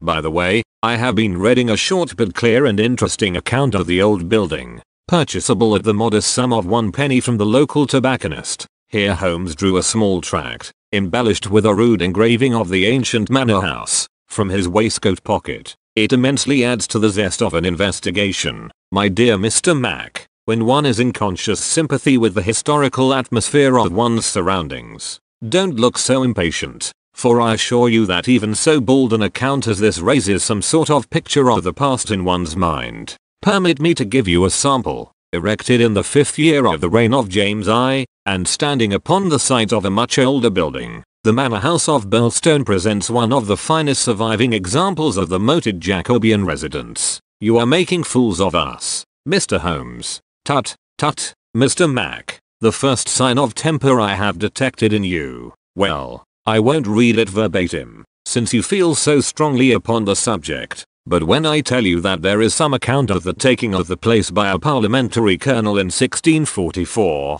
of the concealment of Charles for several days in the course of the Civil War, and finally of a visit there by the second George, you'll admit that there are various associations of interest connected with this ancient house. I don't doubt it, Mr. Holmes, but that is no business of ours. Is it not? Is it not? Breadth of view, my dear Mr. Mac, is one of the essentials of our profession. The interplay of ideas and the oblique uses of knowledge are often of extraordinary interest. You will excuse these remarks from one who, though a mere connoisseur of crime, is still rather older and perhaps more experienced than yourself. I'm the first to admit that, said the detective heartily. You get to your point, I admit, but you have such a deuced round the corner way of doing it. Well, I'll drop past history and get down to present day facts. I called last night, as I have already said, at the Manor House. I did not see either Barker or Mrs. Douglas. I saw no necessity to disturb them, but I was pleased to hear that the lady was not visibly pining and that she had partaken of an excellent dinner. My visit was specially made to the good Mr. Ames,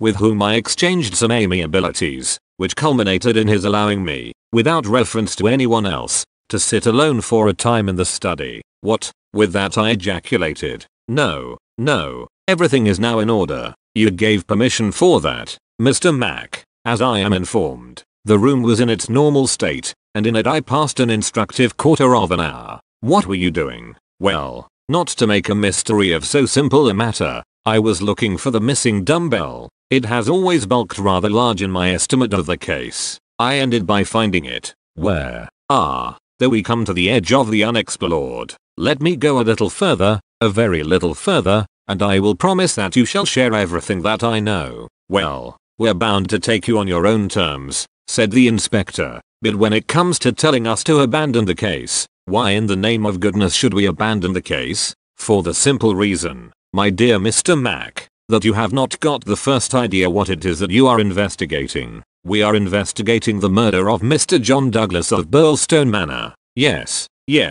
so you are. But don't trouble to trace the mysterious gentleman upon the bicycle. I assure you that it won't help you. Then what do you suggest that we do? I will tell you exactly what to do, if you will do it. Well, I'm bound to say I've always found you had reason behind all your queer ways. I'll do what you advise. And you, Mr. White Mason? The country detective looked helplessly from one to the other. Holmes and his methods were new to him. Well, if it is good enough for the inspector, it is good enough for me, he said at last. Capital, said Holmes. Well, then, I should recommend a nice, cheery country walk for both of you. They tell me that the views from Birlstone Ridge over the Weald are very remarkable. No doubt lunch could be got at some suitable hostelry, though my ignorance of the country prevents me from recommending one. In the evening, tired but happy. Man, this is getting past a joke, cried MacDonald, rising angrily from his chair. Well,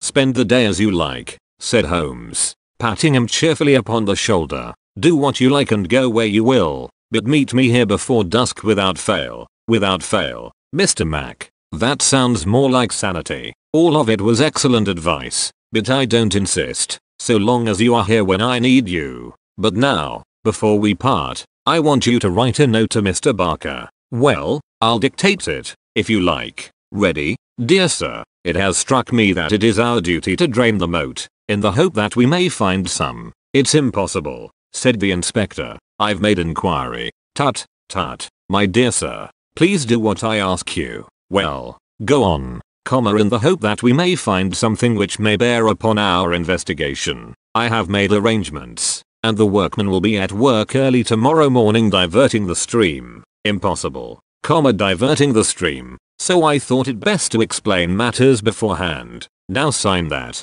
and send it by hand about 4 o'clock. At that hour we shall meet again in this room. Until then we may each do what we like, for I can assure you that this inquiry has come to a definite pause. Evening was drawing in when we reassembled. Holmes was very serious in his manner, myself curious, and the detectives obviously critical and annoyed. Well, gentlemen, said my friend gravely, I am asking you now to put everything to the test with me, and you will judge for yourselves whether the observations I have made justify the conclusions to which I have come. It is a chill evening, and I do not know how long our expedition may last, so I beg that you will wear your warmest coats. It is of the first importance that we should be in our places before it grows dark, so with your permission we shall get started at once. We passed along the outer bounds of the Manor House Park until we came to a place where there was a gap in the rails which fenced it. Through this we slipped, and then in the gathering gloom we followed Holmes until we had reached a shrubbery which lies nearly opposite to the main door and the drawbridge. The latter had not been raised. Holmes crouched down behind the screen of laurels, and we all three followed his example. Well, what are we to do now? Asked MacDonald with some gruffness. Possess our souls in patience and make as little noise as possible, Holmes answered. What are we here for at all? I really think that you might treat us with more frankness. Holmes laughed. Watson insists that I am the dramatist in real life, said he. Some touch of the artist wells up within me, and calls insistently for a well-staged performance. Surely our profession, Mr. Mac, would be a drab and sordid one if we did not sometimes set the scene so as to glorify our results. The blunt accusation, the brutal tap upon the shoulder, what can one make of such a denouement? But the quick inference, the subtle trap, the clever forecast of coming events, the triumphant vindication of bold theories, are these not the pride and the justification of our life's work? At the present moment you thrill with the glamour of the situation and the anticipation of the hunt. Where would be that thrill if I had been as definite as a timetable? I only ask a little patience,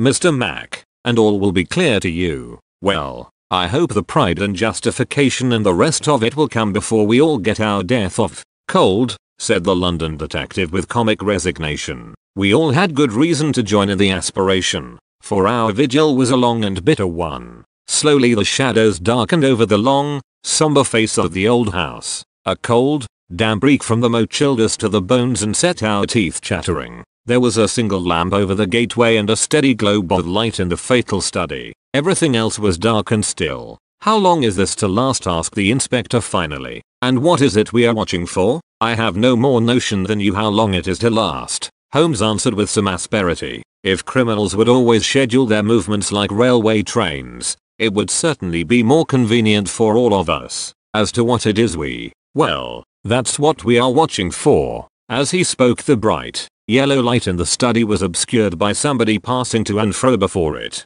The laurels among which we lay were immediately opposite the window and not more than 100 feet from it. Presently it was thrown open with a whining of hinges, and we could dimly see the dark outline of a man's head and shoulders looking out into the gloom. For some minutes he peered forth in furtive, stealthy fashion, as one who wishes to be assured that he is unobserved. Then he leaned forward, and in the intense silence we were aware of the soft lapping of agitated water. He seemed to be stirring up the moat with something which he held in his hand. Then suddenly he hauled something in as a fisherman lands a fish, some large, round object which obscured the light as it was dragged through the open casement. "Now," cried Holmes. "Now." We were all upon our feet, staggering after him with our stiffened limbs, while he ran swiftly across the bridge and rang violently at the bell. There was the rasping of bolts from the other side, and the amazed Ames stood in the entrance. Holmes brushed him aside without a word and, followed by all of us, rushed into the room which had been occupied by the man whom we had been watching.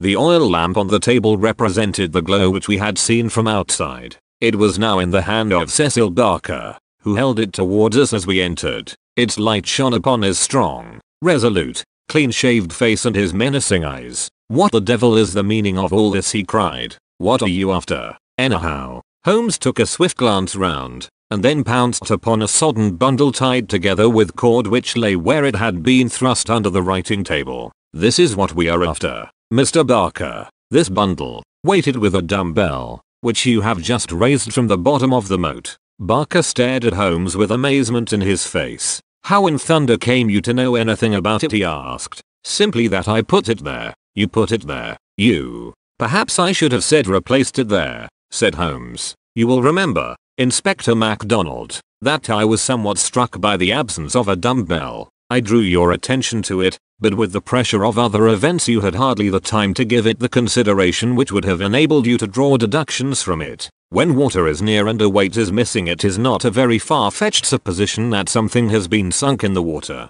The idea was at least worth testing, so with the help of Ames, who admitted me to the room, and the crook of Dr. Watson's umbrella, I was able last night to fish up and inspect this bundle. It was of the first importance, however, that we should be able to prove who placed it there. This we accomplished by the very obvious device of announcing that the moat would be dried tomorrow, which had, of course, the effect that whoever had hidden the bundle would most certainly withdraw it the moment that darkness enabled him to do so. We have no less than 4 witnesses as to who it was who took advantage of the opportunity. And so, Mr. Barker, I think the word lies now with you." Sherlock Holmes put the sopping bundle upon the table beside the lamp and undid the cord which bound it. From within he extracted a dumbbell, which he tossed down to its fellow in the corner. Next he drew forth a pair of boots. "American, as you perceive," he remarked, pointing to the toes. Then he laid upon the table a long, deadly, sheathed knife.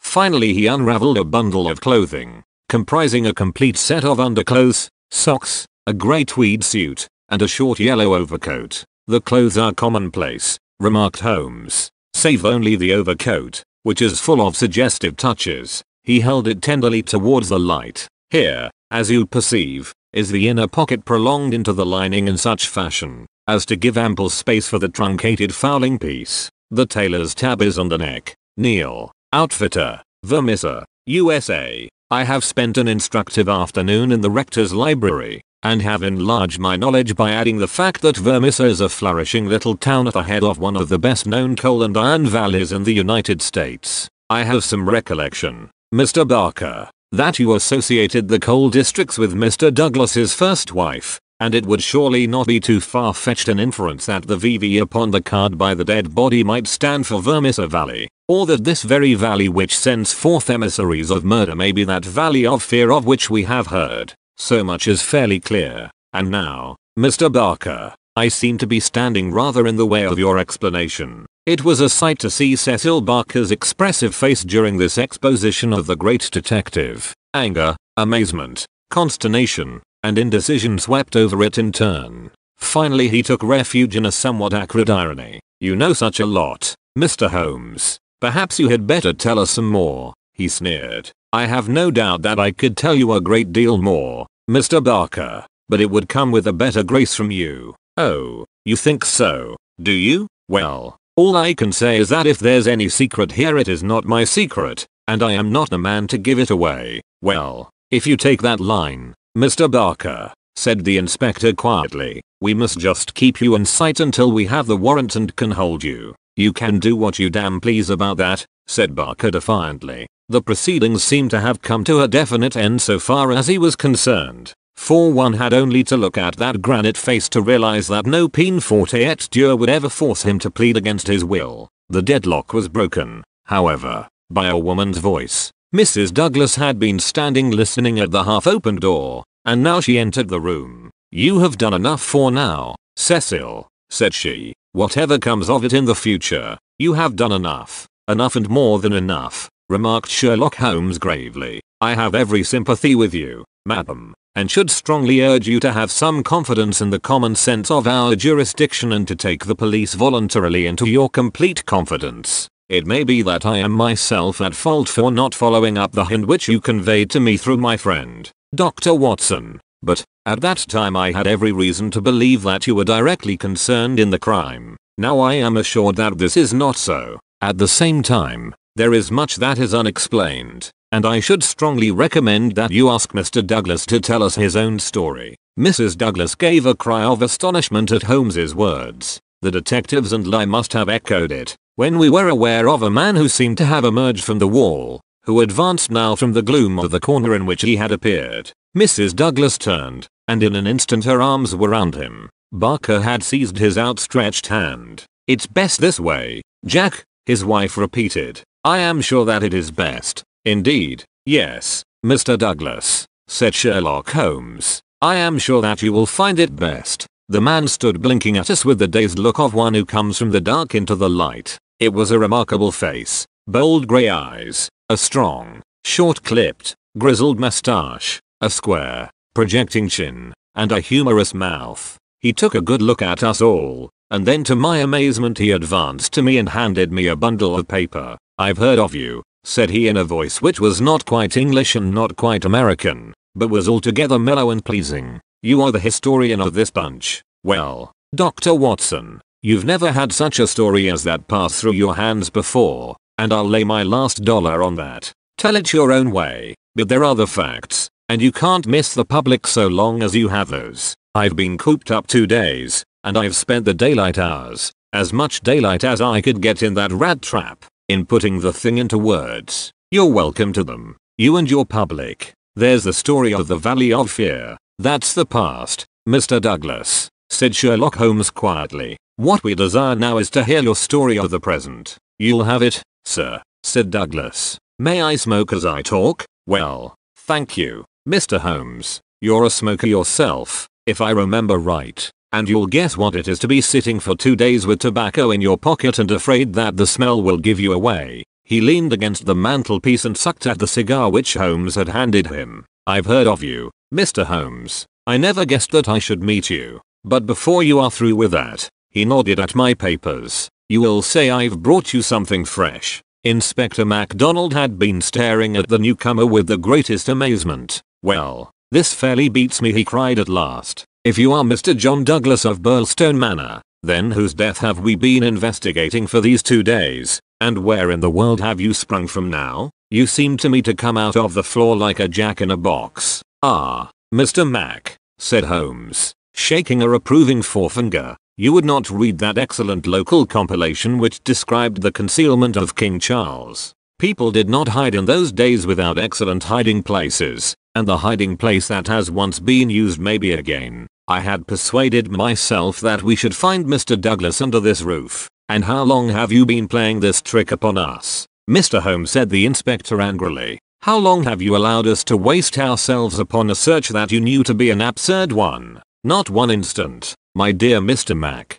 Only last night did I form my views of the case. As they could not be put to the proof until this evening, I invited you and your colleague to take a holiday for the day. Pray what more could I do? When I found the suit of clothes in the moat, it at once became apparent to me that the body we had found could not have been the body of Mr. John Douglas at all, but must be that of the bicyclist from Tunbridge Wells. No other conclusion was possible. Therefore I had to determine where Mr. John Douglas himself could be, and the balance of probability was that with the connivance of his wife and his friend he was concealed in a house which had such conveniences for a fugitive, and awaiting quieter times when he could make his final escape." "Well, you figured it out about right," said Douglas approvingly. "I thought I'd dodge your British law, for I was not sure how I stood under it, and also I saw my chance to throw these hounds once for all off my track. Mind you, From first to last I have done nothing to be ashamed of, and nothing that I would not do again, but you'll judge that for yourselves when I tell you my story.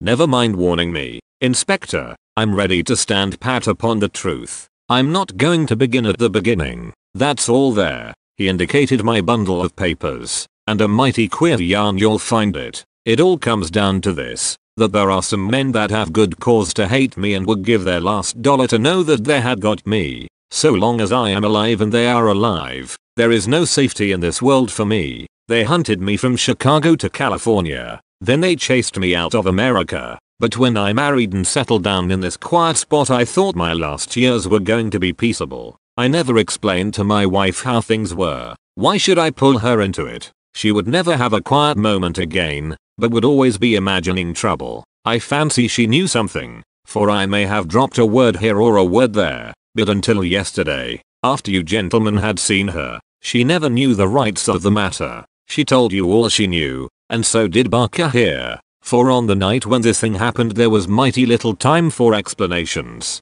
She knows everything now, and I would have been a wiser man if I had told her sooner. But it was a hard question, dear. He took her hand for an instant in his own, and I acted for the best. Well, gentlemen, the day before these happenings I was over in Tunbridge Wells, and I got a glimpse of a man in the street. It was only a glimpse, but I have a quick eye for these things, and I never doubted who it was. It was the worst enemy I had among them all, one who has been after me like a hungry wolf after a caribou all these years. I knew there was trouble coming, and I came home and made ready for it. I guessed I'd fight through it all right on my own. My luck was a proverb in the States about 76. I never doubted that it would be with me still. I was on my guard all that next day, and never went out into the park. It's as well, or he'd have had the drop on me with that buckshot gun of his before ever I could draw on him. After the bridge was up, my mind was always more restful when that bridge was up in the evenings. I put the thing clear out of my head. I never dreamed of his getting into the house and waiting for me, but when I made my round in my dressing gown, as was my habit, I had no sooner entered the study than I scented danger. I guess when a man has had dangers in his life, and I've had more than most in my time, there is a kind of sixth sense that waves the red flag. I saw the signal clear enough, and yet I couldn't tell you why. Next instant I spotted a boot under the window curtain, and then I saw why plain enough. I'd just the one candle that was in my hand, but there was a good light from the hall lamp through the open door. I put down the candle and jumped for a hammer that I'd left on the mantel. At the same moment he sprang at me. I saw the glint of a knife, and I lashed at him with the hammer. I got him somewhere, for the knife tinkled down on the floor. He dodged round the table as quick as an eel, and a moment later he'd got his gun from under his coat. I heard him cock it, but I had got hold of it before he could fire. I had it by the barrel, and we wrestled for it all ends up for a minute or more. It was death to the man that lost his grip. He never lost his grip, but he got it butt downward for a moment too long. Maybe it was I that pulled the trigger. Maybe we just jolted it off between us. Anyhow, he got both barrels in the face, and there I was, staring down at all that was left of Ted Baldwin. I'd recognize him in the township, and again when he sprang for me, but his own mother wouldn't recognize him as I saw him then. I'm used to rough work, but I fairly turned sick at the sight of him. I was hanging on the side of the table when Barker came hurrying down. I heard my wife coming, and I ran to the door and stopped her. It was no sight for a woman. I promised I'd come to her soon. I said a word or two to Barker. He took it all in at a glance, and we waited for the rest to come along, but there was no sign of them. Then we understood that they could hear nothing, and that all that had happened was known only to ourselves. It was at that instant that the idea came to me. I was fairly dazzled by the brilliance of it. The man's sleeve had slipped up and there was the branded mark of the lodge upon his forearm. See here. The man whom we had known as Douglas turned up his own coat and cuff to show a brown triangle within a circle exactly like that which we had seen upon the dead man. It was the sight of that which started me on it. I seemed to see it all clear at a glance. There were his height and hair and figure, about the same as my own. No one could swear to his face. Poor devil. I brought down this suit of clothes, and in a quarter of an hour Barker and I had put my dressing gown on him and he lay as you found him. We tied all his things into a bundle, and I weighted them with the only weight I could find and put them through the window. The card he had meant to lay upon my body was lying beside his own. My rings were put on his finger, but when it came to the wedding ring, he held out his muscular hand. You can see for yourselves that I had struck the limit. I have not moved it since the day I was married, and it would have taken a file to get it off. I don't know, anyhow, that I should have cared to part with it, but if I had wanted to I couldn't, so we just had to leave that detail to take care of itself. On the other hand, I brought a bit of plaster down and put it where I am wearing one myself at this instant. You slipped up there, Mr. Holmes, clever as you are, for if you had chanced to take off that plaster you would have found no cut underneath it. Well, that was the situation. If I could lie low for a while and then get away where I could be joined by my widow, we should have a chance at last of living in peace for the rest of our lives. These devils would give me no rest so long as I was above ground, but if they saw in the papers that Baldwin had got his man, there would be an end of all my troubles. I hadn't much time to make it all clear to Barker and to my wife, but they understood enough to be able to help me. I knew all about this hiding place, so did Ames, but it never entered his head to connect it with the matter. I retired into it, and it was up to Barker to do the rest. I guess you can fill in for yourselves what he did. He opened the window and made the mark on the sill to give an idea of how the murderer escaped. It was a tall order, that, but as the bridge was up there was no other way. Then, when everything was fixed, he rang the bell for all he was worth. What happened afterward you know. And so, gentlemen, you can do what you please, but I've told you the truth and the whole truth, so help me God. What I ask you now is, how do I stand by the English law? There was a silence which was broken by Sherlock Holmes. The English law isn't the main just law. You will get no worse than your deserts from that, Mr. Douglas. But I would ask you, how did this man know that you lived here, or how to get into your house, or where to hide to get you? I know nothing of this. Holmes's face was very white and grave. The story is not over yet, I fear, said he. You may find worse dangers than the English law, or even than your enemies from America. I see trouble before you, Mr. Douglas. You'll take my advice and still be on your guard. And now, my long-suffering readers, I will ask you to come away with me for a time, far from the Sussex manor house of Birlstone, and far also from the year of grace in which we made our eventful journey, which ended with the strange story of the man who had been known as John Douglas. I wish you to journey back some 20 years in time, and westward some thousands of miles in space, that I may lay before you a singular and terrible narrative, so singular and so terrible that you may find it hard to believe that even as I tell it, even so did it occur. Do not think that I intrude one story before another is finished. As you read on you will find that this is not so, and when I have detailed those distant events and you have solved this mystery of the past, we shall meet once more in those rooms on Baker Street, where this, like so many other wonderful happenings, will find its end.